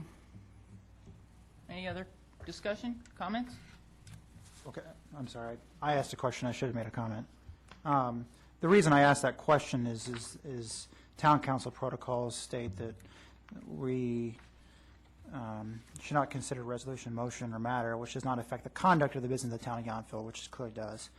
Nor shall the council consider any resolution or motion supporting or disapproving any legislation or action pending the legislature of the state of California. So I'm going to get technical here and say this is not a piece of legislation. This is a concept that they put forward, which is, I think that Sacramento is a joke these days. So, when this comes up, if it comes up because the legislature has to approve it by a 2/3 vote, I believe that we would not be in a position to, according to our own protocols. But at this point, I think they can use all the kicking they can get. Kick them when they're down. Yeah. Any other discussion, comments? Mayor, yes, I'll say, in the title of the resolution, it mentions a hardship will exist if these additional funds are seized. So I think we're addressing the timeliness. If the governor and the Department of Finance changes course, then certainly the hardship that we're trying to protect ourselves from may not occur. But I think it is important that we make a statement to our state legislators about the impacts that are being felt specifically here in Yountville. And I appreciate that staff included, beyond just the governor, but our state senators and assembly members. In particular, we happen to have our own assembly member, Noreen Evans, as the chair of the Budget Committee. I think it's important that we do make a statement to her and the rest of the Budget Committee and the rest of our representatives what the impact is here in our community. Thank you. There's one thing I'd like to clarify just for the Council's education. What we're opposing is the fact that the state now is talking about declaring a fiscal hardship and taking money that voters approved under 3 or 4 years ago under strict prohibition, that this was to clarify one of the real issues was, and I'm addressing Councilmember Moeller's concern, because I think part of the issue of original Prop 1A was to identify these are local revenue streams. We will, here are the rules for local government to play by. Here's the revenue streams. The state's going to use these revenue streams, and you pay for your programs and your activities out of that. Stay out of our sandbox. We'll stay out of your sandbox. And what we're finding is that this is a unilateral imposition. We're in the middle of our budget development process, and I won't necessarily know and be able to report to you perhaps until October what the state's actually done. So this message is really intended to explain to them that this is not a good way to do business. And I do understand and respect Councilmember Moeller's concern about what the intent is, but I want folks to know that this is not generally a chastising of the state. What we're really saying is honor Prop 1A, honor what the voters did, stay out of our area, we'll stay out of yours. Thank you. Well put. Any further discussion? Is there anyone from the public that would like to comment on this matter? Oh, I already did that, didn't I? Sorry. Now is there anyone? Can I have a motion, please? I'll move we approve resolution number 2784-09, a resolution finding a severe fiscal hardship will exist if additional town property tax funds are seized and additional unfunded mandates are adopted by the state of California. Second. All those in favor? Aye. Aye. Opposed? Opposed. That's a motion carries. Thank you. Item 14, budget review and proposed budget adjustment for fiscal year 2008-2009. May we have a staff report, please? Yes, thank you, Mayor, council members. This report is a result of a detailed budget review and analysis effective April 30th for the 2008-2009 budget. I do an overview of the budget as part of the monthly financial report, but it is important at mid-year and around the third quarter to do a detailed analysis to see where we're at and how we're tracking based on our original projections. So you may recall that the interim finance director prepared a mid-year budget analysis, and council approved those adjustments on February 3rd. So this is taking an overview of the town's main operating funds, which are the general fund, the water fund, and the wastewater funds. So we'll start with the general fund revenues. And we're currently tracking to meet budget expectations for property taxes, so that's good news. Sales tax, although it is kind of down over the last quarter, which was the end of the calendar year, was the last actual quarter we have data for. We do believe that we will be on track with our budget with sales tax. It does take about a 2.5-month lag for us to get the actual amount for sales tax for each quarter. The way that works is the state does advance us based on an estimate, and then they true it up each quarter. So we're constantly evaluating that and reviewing it and trying to keep on track with our projections. But we are tracking, and we think we'll make our budget projection for sales tax. With TOT, which of course is our largest revenue source, we are projecting that we will not meet our budget expectation and that we will come in at approximately $3.4 million for the year. And I do want to note that that budget projection was totally reasonable at the time it was made. Last year we had an outstanding year for TOT. We broke all our records, and we did have new rooms come online this year. However, with the downturn in the economy, things have been a little slow. And again, there's a lag in the time we get the information on the TOT. So at the time writing this report, the last actual data we had was for the end of February. And we won't receive another report for the actual until the end of this month. So we'll be reviewing that and updating. But at this point in time, we're recommending that we decrease our budget for TOT and make it more reasonable based on what we project we'll receive this year. So moving along, we have plan check fees. We do expect to receive an additional $15,000 in those, so business is up on plan checks. Now I want to talk about interest income, and you'll hear me point out in a couple different areas the positive impact that the town's sale of the NBA Kern water rights has had on several of our operating funds. With the addition of the $2.8 million into the reserves, $2 million in the drought water reserve, and $880,000 in unallocated reserves, I'm projecting that we'll earn an additional $13,000 in interest income this year. So we're projecting that, and we're asking for a budget adjustment in that line item. Recreation fees are a little down, primarily due to the fact that there's less fee-based classes being offered while the community center is under construction. So we're projecting that to be down by $9,750. So total revenue adjustments are a decrease of $136,750. There is one item of note that I just got some updated information on yesterday from the county, and that has to do with our COPS grant. We did not include that in our budget, and we were expecting to receive, or hoping to receive, I should say, $100,000. But due to the uncertainty at the state level, we weren't sure if that would be funded. To date, we have received $50,000, but in talking with the county, we don't think we'll get our full half that's due to us, the other 50. At this point in time, we're projecting, hopefully, to receive an additional $30,000. And that's one of those things, as Steve talked about in the last item, where the state's been playing some games in how they fund this, and it's currently being funded by an additional vehicle license fee that was implemented back in February, but that's not tracking as the state had initially hoped. So we will be bringing that back to council for a separate budget adjustment, and it requires a public hearing. So that item will come back in June for approval. And at this point, we're projecting $80,000 for COPS grant. Now, before I talk about the expenditure side, there's a few observations I just want to point out that kind of come to light as part of this process.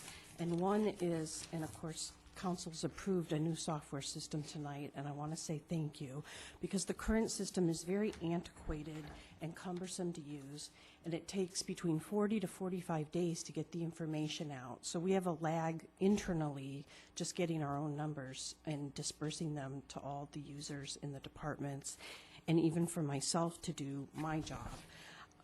So it's become quite a chore to work with the existing system, and when you're getting toward the end of the year and budgets are tight, on-time, real information is very critical. So again, thank you for approving the new software. It will take effort to get it up and running, but we're all looking forward to getting it in place so we have the tools to do a better job and have more timely information available to manage our finances. A second item that I wanted to just point out is, unfortunately, because of the manual nature of the budget process, it does leave a lot of room for errors. And what I discovered in my budget review was that not all of the employee costs were correctly budgeted, and some step increases and some people's benefits were not fully budgeted. So in a few departments, they're not able to absorb it. in their existing budget by savings in other items. So I'm recommending some increases to budgets for administration, Public Works Administration and Engineering, and Wastewater Treatment Administration, because their salary and benefit budgets are not adequate to cover the employee costs for the year. So with that, I'd like to go quickly through each proposed budget adjustment and explain why they're necessary. In government buildings, we need an additional $5,000 over what was budgeted, and we had an increased cost for building maintenance and repairs for Town Hall and the Post Office. Administration is going to be over by $16,000, but that's strictly because we under budgeted for salaries and benefits. The attorney budget or legal services is over by about $48,400, and that was due to $18,000 in additional services that were needed from McDonnell, Holland, and Allen regarding the ballot initiative, and another $24,000 that was paid to attorneys for the Padroni lawsuit.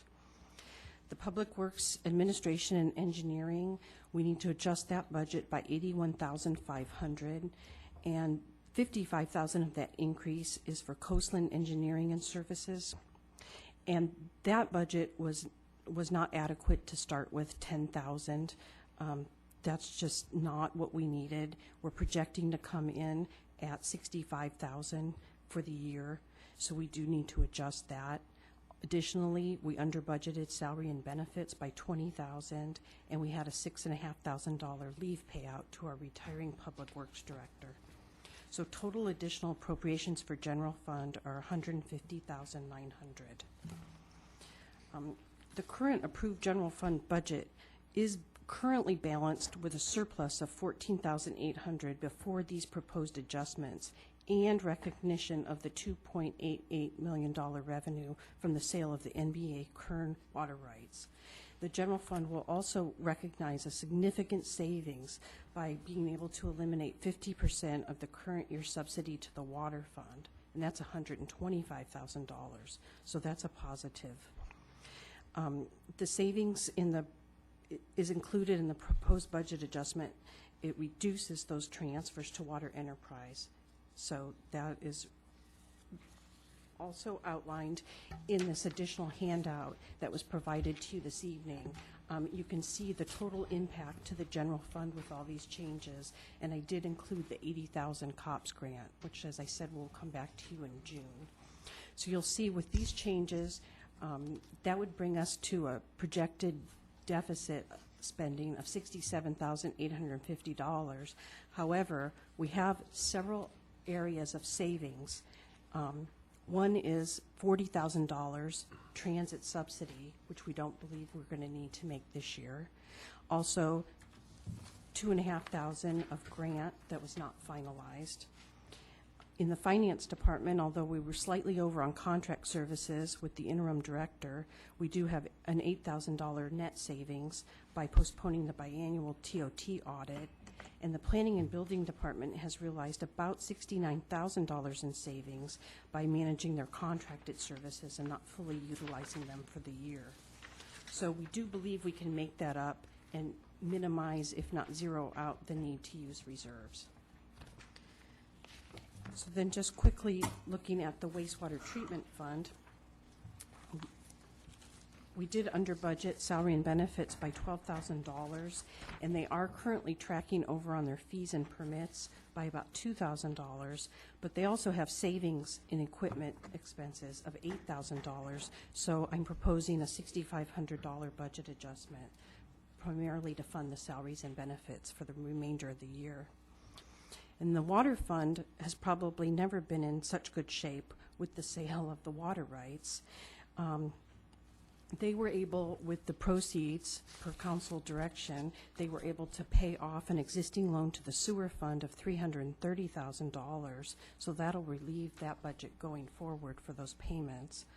Also, the cost of $125,000 to continue to fund the current NBA water purchases has been relieved, and $93,000 in costs associated with that sale are going to be reimbursed to the town by the city of Napa.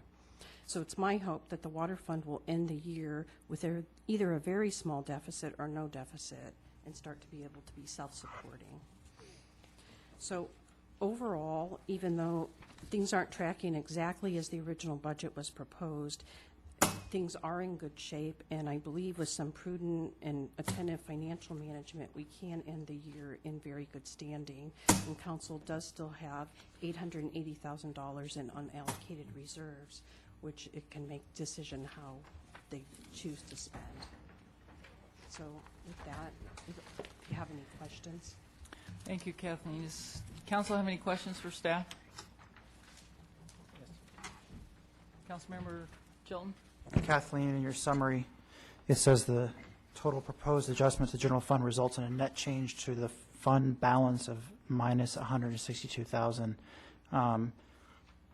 I don't recall it off the top of my head, but can you, maybe you weren't here last year when we did it. Our ending year operating reserve within the general fund, I think, was in the we talked about $825,000. Where do we project this is going to be if we make this budget adjustment? Like, is that going to be minus $162,000? No, because we'll bring back what we hope will be the $80,000 for the cops, and that would get you down to the $67,850, and then we're hoping to make that up by savings in other areas. Okay.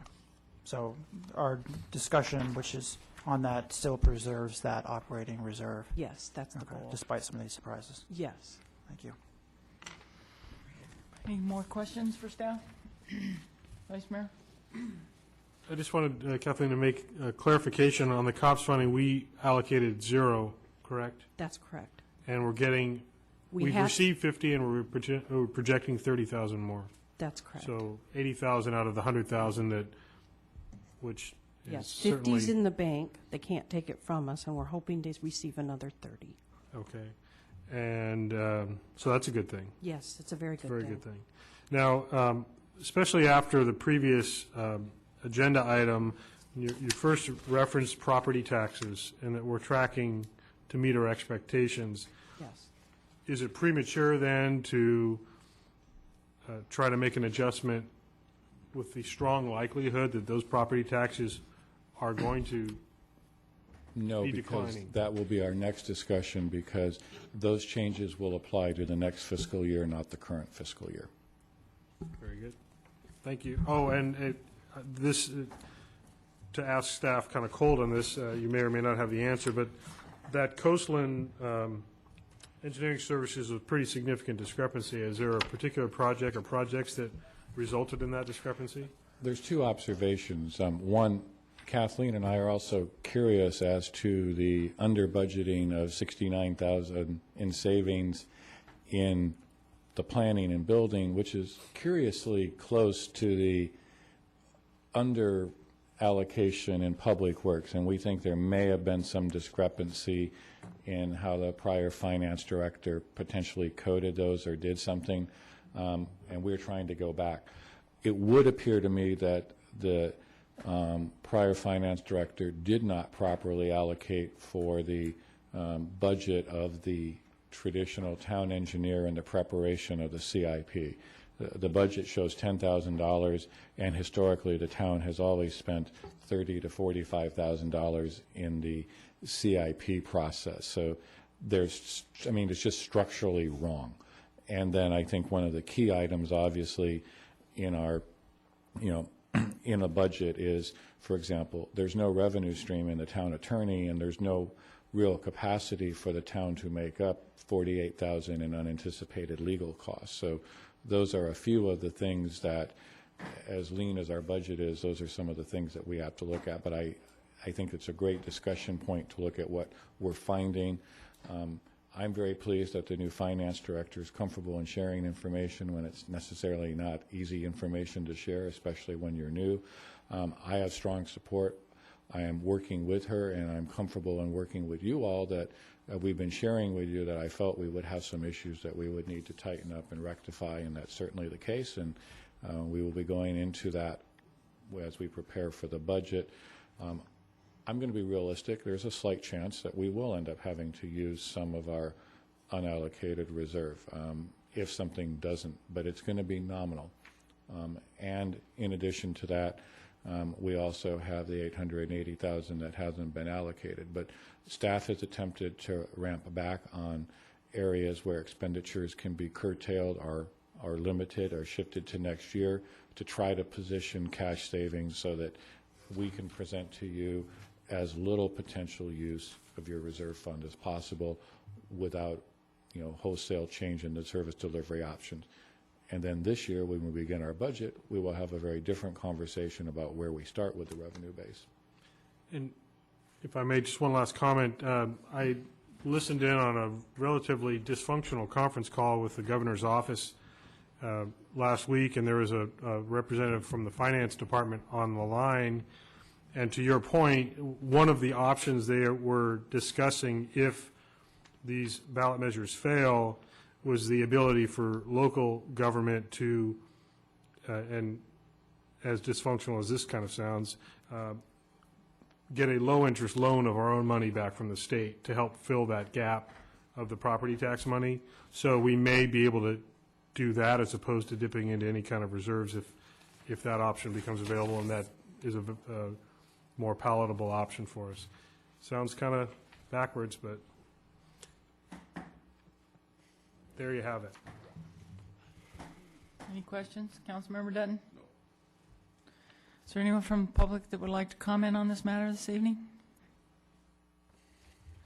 Seeing none, I'll close the public comment and bring it back to council for further discussion or decision. I'd like to say, first of all, Kathleen, thank you for a very good, very thorough, and easy to understand and read report. It was very well done. Thank you for that. Thank you. Very reasonable projections. When do we expect to see the March, April TOT report? The end of this month. Couple weeks? Okay, good. I'm going to remain a little bit optimistic, and hopefully those numbers will increase.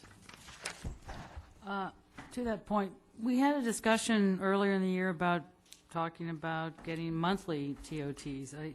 I think that's kind of critical. I mean, where are we going with that? Or I've been in discussion with the town manager, and it's our hope, as we're working through this budget process, to find some time to meet with the business operators and propose that we It will change. require that the council adopt an ordinance and change the reporting and timing, and I think it is something we should have a frank discussion, and we need to make that projection. It will not change the amount of collection, but it will change the frequency and give us a little bit more opportunity to monitor.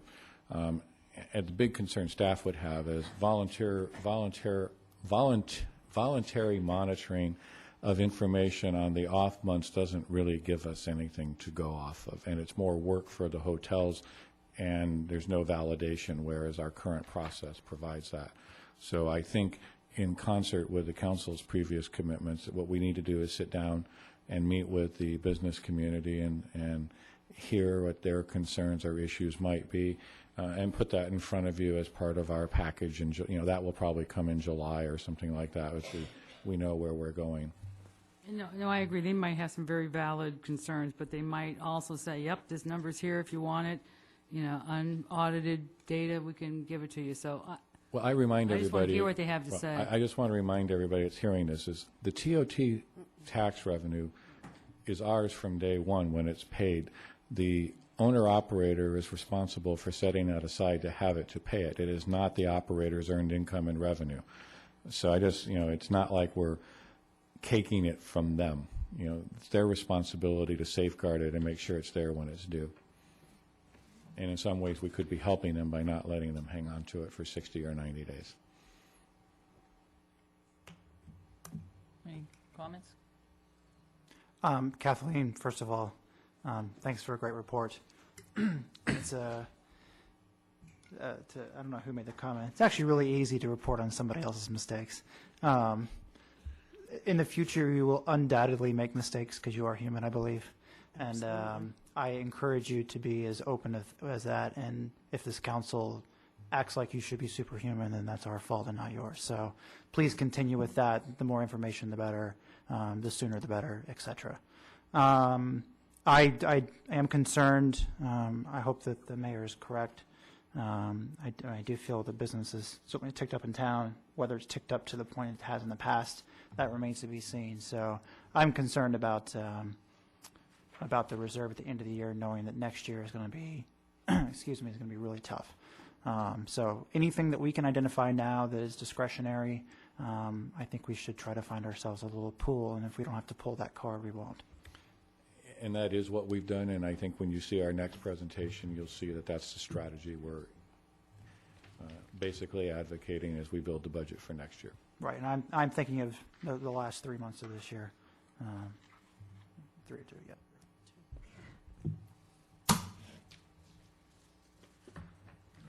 Can I have a motion? I'll move for adoption of Resolution 2785-09, approving budget adjustment 2008-09-A02 for various fiscal year 2008-09 budget adjustments. I'll second. All in favor? Aye. Aye. Opposed? None. That motion carries. Thank you. Item 15, in-council budget workshop. Steph? That was the Reader's Digest version as we lead into this, but I am going to take you through a few of these things point by point, so I apologize ahead, but I do think it's important that the council and the community understand some of the parameters we're going to be building this year's budget. Our objective, based on council's previous feedback, is that the council develop a budget and a work plan within our available revenue stream consistent with a number of council policies. Those include the funding level for our OPEB retirement reserve, our commitment to not use reserve funds. So all of those things are part of that, if you will, the ingredient mix with which we're trying to use as we develop the budget. In fiscal year 2009-10, it's the staff's opinion that the town will generate less total revenue than we have in the current fiscal year 2008, based on conservative estimates for the major revenue sources for the town. We are a very unique community in the sense that only 4 funding structures generate 85%, and we utilize very little revenue streams in terms of user fee, additional property tax, parcel tax, utility user tax, et cetera, that are a lot of the funding structures for other municipal governments. Our revenue comes from TOT, sales tax, property tax, and VLF, and principally TOT. And I point that out in the earlier staff report. I pointed out that the combined cost of the police and fire, police services, fire and emergency medical are approximately $1.1 million, and the total property tax collection in this town is $469,000. So our own property tax collection does not pay for our base police and fire services, just to put it in the scheme of understanding. Again, the objective that staff has, consistent with council direction from your planning retreat, is to maintain our core level of services, or with a slight reduction in service level in some areas, but that the budget will be balanced and we will live within our means. The current areas of focus from the town council include maintaining the town's fiscal soundness through the current economic crisis, maintain and enhance the town's public facilities and infrastructure, develop and implement a business plan for the community center, improve the communication between town government and the community, update our vision for the character and quality of life in the community. Key revenue projections: TOT hotel tax. We have approximately a $5.8 million general fund, and the TOT was anticipated to generate $3.55 million of that, preponderant share. This year, we are recommending that we scale that revenue stream back to $3.4 million, which is also where we are expecting to end this year. So that is a flat projection. We think that's conservative in light of the improving economic trends, but also that there's some other factors that we think are going to be positive, but we're not going to bank on them. Those other factors include Hotel Luca opening and the expansion of rooms at the Yountville Inn. We think that this is a conservative projection, and rather than assume a higher revenue, I'd rather give you a mid-year report that says we're exceeding that and we'll make adjustments, because it's always easier to come back and add a special project or something than it is to have to try to undo the budget at that point. So we see that as a conservative structure. We may reflect and adjust that if there's trending that causes us concern in the next 60 days, but that's what we see right now. Sales tax. Last year we projected $675,000. Again, we're going to be conservative and scale that back approximately 7%. And I think we're actually probably being more conservative than the trend. But again, I think that's a prudent way to build the budget. I'd rather be conservative than have to keep coming back every quarter and saying the trends aren't there. So that's a reduction of approximately 31,000. Again, we're an anomaly in our revenue structure. 75% of our sales tax is generated by restaurants. Currently, what we're seeing is that our restaurants are generally trending slightly down, but it's not uniform. And in fact, a lot of restaurants are saying they're busy over the 4-day weekend period, midweek's a little bit slow. They're seeing things picking up during the traditional end of slow season. So I don't want to underestimate.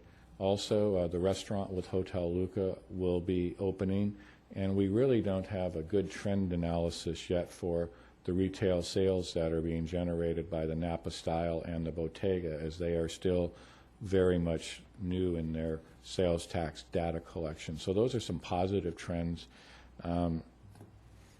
Also, I will point out that the analysis of sales tax collection from wine tasting rooms and the sale of wine is positive. And we have some new operations that have opened that we're starting to see. Maisonnerie coming online and starting to report, and we have a couple pending approvals that are, the Sorrento project is anticipated to be built, which will generate some sales tax from the building construction activity. And again, we will see the Napa Style retail operating for a full year, Bardesano Inn restaurant sales tax. Also not included in any of our projections are any sales tax from the Sorrento project itself, the Vita restaurant project, Gordon's Cafe and Wine Bar, as well. All those projects have been approved by the council. There's no indication of a completion date. So again, I think we're being conservative. Property tax, $469,000, and that's slightly about $10,000 ahead of last year. And you heard John Tudor, the assessor's presentation. Again, I think we're being reasonably conservative, even using his numbers. I've highlighted in bold what 8 to 10% of the property tax taking would be. That would be $47,000. The property tax in lieu VLF swap is $338,000, and the shift again would be approximately $40,000 if the state were to take that. That appears to be a very clear shift. Prop 42, I've identifying, also appears to be on the chopping blocks, and that would be approximately $33,000 to $35,000. Also, the COPS grant funding, that's, I believe, while they have indicated an interim funding structure for the next 2 years, I also think that that's very suspect and would probably recommend we not include that in the budget for the same reason I did this year. There's another issue also, which is the state potentially, while we have our approved grant for $240,000, they haven't paid us the $240,000, and the state has indicated that it may defer its awards, and that's a polite way of saying we'll give it to you, but it may take longer to give it to you, therefore we have flow. So that may be deferred by a year or two. So we may have to internally float that, and we obviously have the reserve capacity to do that. So what I am showing here at the tail end is we are bringing the general fund revenue projection down to about $5,650,000, and that may track a little bit lower, whereas we were projecting a budget of $5.88 million for the current fiscal year, so that's a fairly sizable reduction. When you throw in the potential other state takings, the revenue projection for our budget will be $5,423,000, or $5,423,000. The good news for those of you that have followed our budget, our operating costs, we've operated generally with about $1 million surplus. What really is going to be the challenge for staff and the council this year as we prepare the budget is you're not going to fund as many capital infrastructure, and you're not going to have allocation to special projects where you've historically funded. That is going to be the key elements. We will curtail some spending in a few areas. I'm also pleased to say that another positive impact of our water sale will be the fact that we will not have the $250,000 fixed costs. So that couldn't come for us at a better time, because that's a very sizable and real savings, and will result in the water fund. And I always have trouble when you heard Kathleen mention a deficit in the water fund. I want to make sure that the public understands that the water fund and the wastewater fund in this town are actually operate on a structural deficit, and that has been an adopted program by the council, and then a general fund subsidy is provided to make them whole. So there's not a mismanagement issue when there is a deficit in a number of those particular programs, because that's actually how the program was structurally set up. The good news is that I think that we will have a significantly less of a deficit in the water fund, therefore requiring significantly less transfer.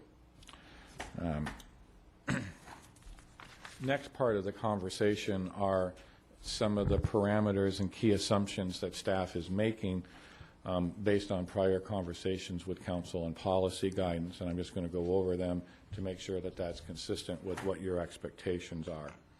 The first is to maintain the existing core areas of service at the same level of service where possible. No new services, initiatives, or programs will be introduced unless they're accompanied with an identified funding source.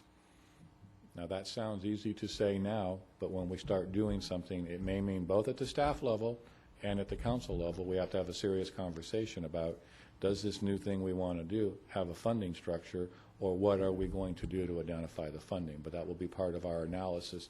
And as you know, in our staff report format, we do have a fiscal impact, so that'll become much more important. We're going to improve cost recovery target areas and where there's a significant general fund imbalance, such as permit processing, building department fees, charges, swimming pool operations, and we talked last council meeting about special event application processing in some areas there. That we will balance the budget with expenditures within available revenue. In essence, trim the budget to fit while absorbing certain uncontrollable cost increase, like the escalation in the sheriff's contract and the emergency fire medical services contract, where we don't have a discretion. We don't have the ability to do anything there. The intent of this is to not use general fund reserve funds, and to, where possible, actually try to improve that balance. We are also, and this is adopted policy by the council, but we will be implementing the higher internal payroll rate to fund the OPEB reserve. So that will go into effect, which will therefore mean higher internal payroll costs, less discretionary money at the end of the day. I'm also recommending another step, and I've mentioned it in our previous conversations, which is implementing a additional 1% PERS payroll internal rate above our current rate, so that we can build a small reserve over time to allow for some rate fluctuation, so that if we have a slight adjustment in the PERS rate, we may be able to absorb it or reduce the impact by having a reserve, because the employer rate can go up and down. That will be a new aspect, but it's very consistent with the previous direction given by the council. And here's one of our more significant activities, is that we will decrease and or defer a number of capital improvement projects, and that's going to be a significant discussion for the council as we prioritize what will be the few projects we do. No significant cost increases or decreases will be provided with the employee bargaining unit labor negotiations. And based on current council policy, no water rate increase for 2009 and no sewer rate increase for 2009. And based on earlier comments from you, we will have to sit down and evaluate where our operating structures are for the next fiscal year. But that's feedback and direction that you've been previously given. Fire service contract with Napa County CAL FIRE has a contracted increase of 5.7%. Law enforcement contract with Napa County an increase of 12%. Water purchase cost is based on a price of $582,000 per acre foot from the California Veterans Home, and the inclusion of $100,000 in state COPS grant funding. When I wrote this report to get it in the agenda packet, it was a different day than it is today, and I'm going to suggest that we all take that one out. And it also, the presumption is no state rate on local government property tax revenue, and I'm going to suggest we take that out. And that's been addressed in our earlier comments that basically bring us about $200,000. Here are some of the significant CIP projects and programs that we believe can be funded. And again, we're going to be fine-tuning this in our presentation. This year, we actually have some significant allocation recommended for utility undergrounding of about $540,000, and that will be Yount to Humboldt, which has been going for several years. So the good news is that money has been earmarked but slowly being spent, so a portion of that balance is available. The wastewater treatment plant Title 22 modernization project, and that is we're the managing partner, but there will be an allocation and cost associated with the Veterans Home. The California 29 Yountville bike path, that is being funded with $1 million grant fund. A limited water main replacement program, Yount Street. Tree management program, we need to continue funding in that areas. Pathway and sidewalk management program, those programs we need to maintain. We may not be able to fund at this historic levels that we've been doing. We are going to be looking at prioritizing potential Hopper Creek flood mitigation projects. That initiative will be funded by Measure A revenue. Limited street paving slurry seal program, again, that will be limited to gas and restricted funds, Prop 1B remaining. Completion of the community center and library project, and that's with the bond proceeds and the budget that's allocated. And then we have 2 small Hopper Creek stream bed restoration repair projects that are funded by Measure A. The next chart shows a number of projects and initiatives that we've all been wanting to move forward that at this point in time I'm saying are probably not likely to move forward until we can identify funding. And again, we'll talk more about these in the next workshops that we're having. Community survey, general plan update process, website update, final design and planning for the town hall seismic retrofit and future construction, resurfacing of town tennis courts at Vineyard Park, dog park construction, additional water line replacements, town streetlight replacement program, additional utility undergrounding, the fueling station at the corporation yard replacement, impact fee study, solar feasibility study, and additional Yountville shuttle service expansion, which some people have requested.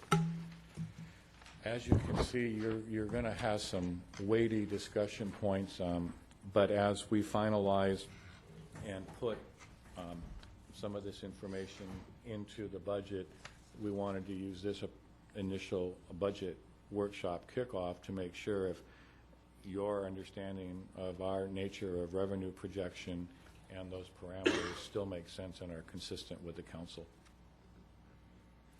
Steve, I have one question. When are these weighty discussions going to take place?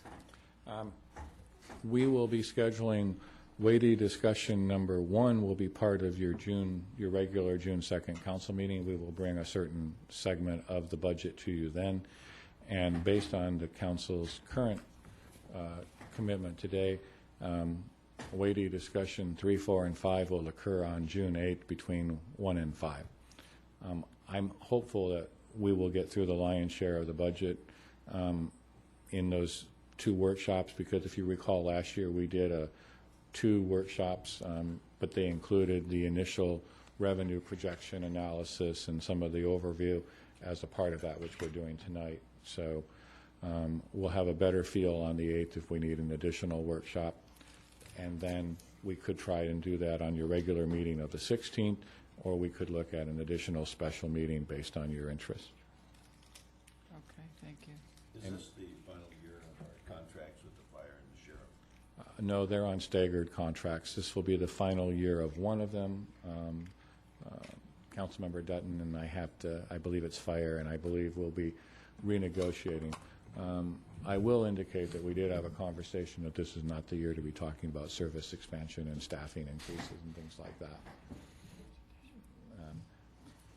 Any more questions for staff? Councilmember Chilton? Are we doing public comment, or I have comments? I don't know if we are. Anyone from the public want to comment on this report?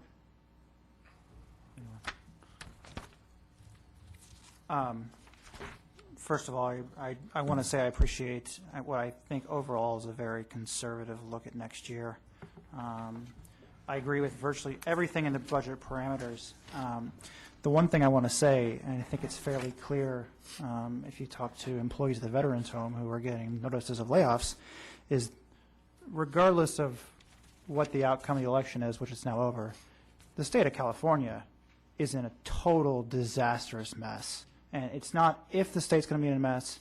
This next budget cycle is going to make last year's budget cycle look efficient. You add a governor's race to it, it is going to be a nightmare.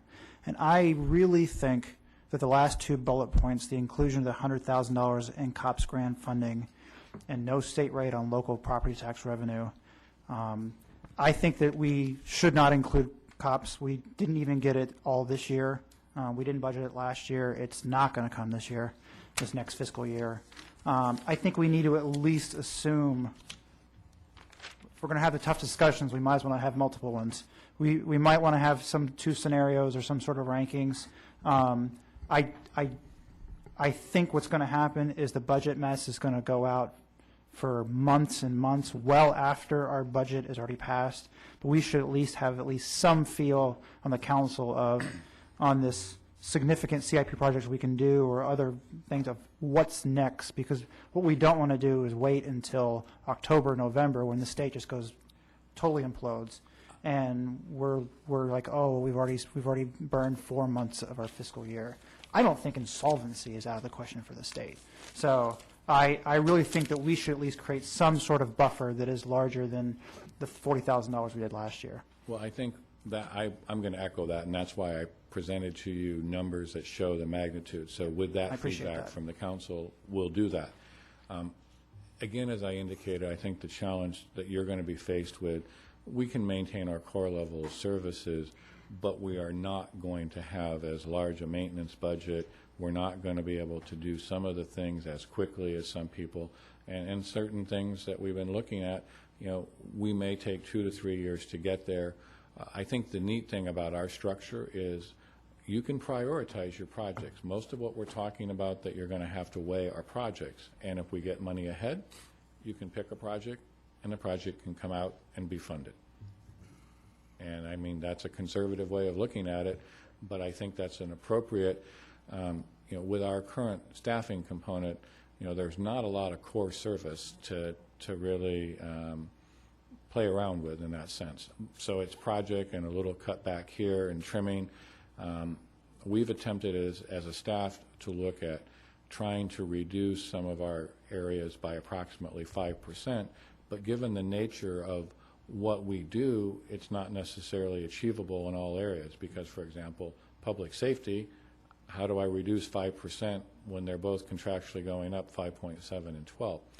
We do have a couple significant cost savings that, for example, we're coming off a major investment this year in technology that we will not make next year. The water sale. So, I mean, basically, we're just going to scale back projects, look at it, and be more realistic with what we can do within our revenue stream. And that's the game plan. Councilmember Dutton? No, I agree with Councilmember Chilton. I think probably 85% of the people in the town are doing exactly the same thing we're doing. So I don't think you're going to hit them between the eyes with anything they're not aware of. And so I agree 100%. This is the way to go about it. Don't anticipate anything from the state. Vice Mayor? I echo what's been said about that. The League of California Cities has been a very good resource if others have taken advantage of it, like I have been, with a very detailed analysis of the May revise and the impacts generally on local government.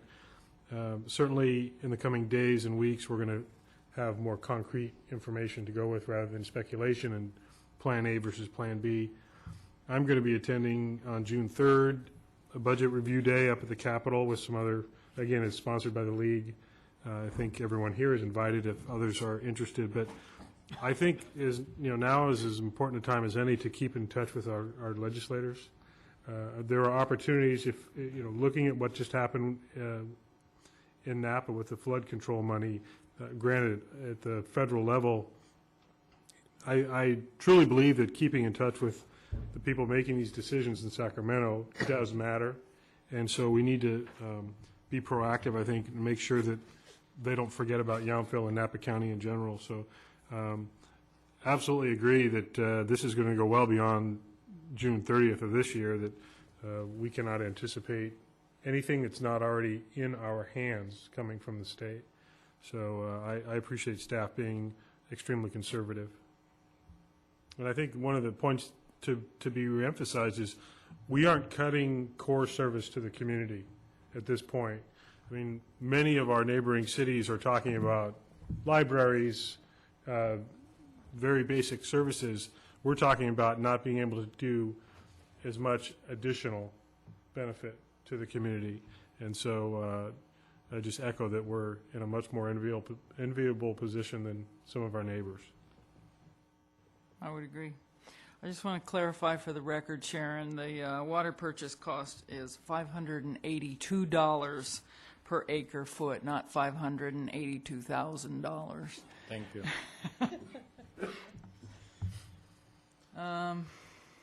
Any other comments?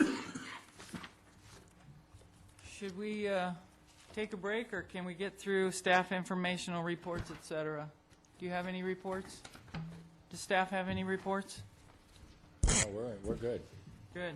Council reports, Upper Valley Waste Management? Oh, excuse me, we met yesterday. It was a very short meeting, and the next meeting we'll be going over our reviews of the budgets for the following year. Good. So it looks in pretty good shape. Any other reports?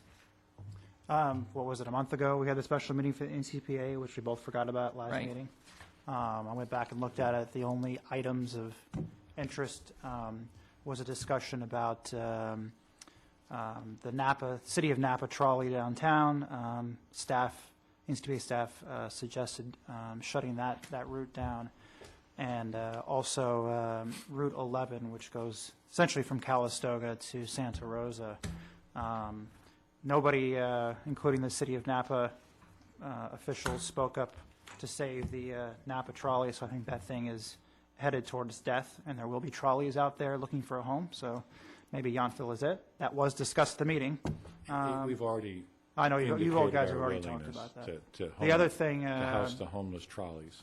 Mayor Jack Jingles essentially single-handedly saved Route 11 from death, at least for a couple of months, while they try out some route changes to see if the dismal ridership number can improve. Yeah. If you think the cost per person for the Yountville shuttle is expensive, you should see Route 11. Which goes from Calistoga over to Santa Rosa. Councilmember Dutton? Yeah, I did have one more thing that I just found out yesterday. And here, 2 weekends ago, I had the opportunity to be on the first honor flights that went back east to the Washington, D.C., to the World War II monument. And we took 30 veterans, 28 of which were from the home, and then there was 19 what they call guardians, of which I was one.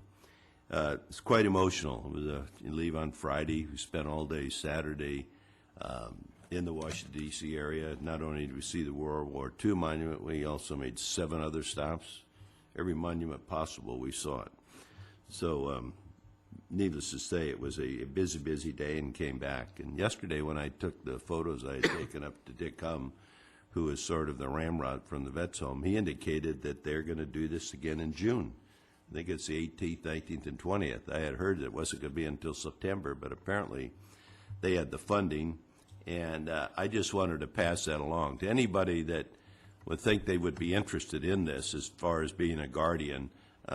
You just contact Dick up at the home there, and you do have to pay $300 and more if you like, but that's the minimum payment, and it's quite emotional. And to date, the individual that started this in Ohio, he's got 22,000 veterans there already. And as you read in the paper, probably we're losing the veterans at 1,200 a day from World War II. So you're really on a time factor here.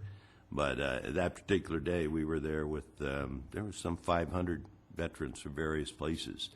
And most of them doing it a day. I talked to a fellow from Florida. It was 6 o'clock they left, and he was there at 11, and they were back on the plane at 3:30 into Florida. So it's a little more strenuous from the West Coast. And I think one of the highlights there, you may have seen the picture of Senator Dole. He makes every effort possible to meet every group that comes in there. It's amazing. He's there, and as you can see, his hands are bandaged up and what have you, but he doesn't shortchange a soul. I've heard be 100 degrees, and he stayed there for 4 hours. And his wife Elizabeth was there also. So, again, if anybody has any interest, they could contact me. I'd be more than happy to fill them in, or did come up at the Veterans Home. But it is going to happen within, like I say, I think it's 18th, 19th, 20th of June, that middle of June time. Thank you. Anything else? I'll be attending the Napa County Water Symposium this Thursday. It's all day, so give you a quick report on that next time. Good. Vice Mayor, any reports, comments? Two, not meetings, but reports. I just wanted to reiterate, in case somebody might be tuned in now that missed Bart Buchner's comments at the beginning of our meeting about the Memorial Day weekend activities at the Veterans Home. The highlights, I think he mentioned the concert Sunday afternoon, starting at 2, I believe he said, and the opportunity to have photo greetings sent to our active troops. And then Monday at 10 a.m. is the, Bill has talked about how powerful the visit to Washington is. The services at the cemetery on Memorial Day are, if you haven't done it, I highly recommend it. It's really a very emotional and sobering and honoring experience. So I would just recommend those activities this weekend. The only other thing I wanted to mention to staff is, I'm sure we've all seen it at this point, the weed growth at the Sorrento project is substantial, in my opinion. I noticed that the property owner next door to that took care of their problem, but if we can contact the property owner. They've both been contacted. We will need to follow up with one to make sure that that is following. Thank you. Okay, good. Future agenda items, nonprofit agency presentations for grant funding, and continued budget discussion for fiscal year 2009 to 2010. And that does it. Closed session. Do we have a need for closed session? Just a very brief one. All right, thank you.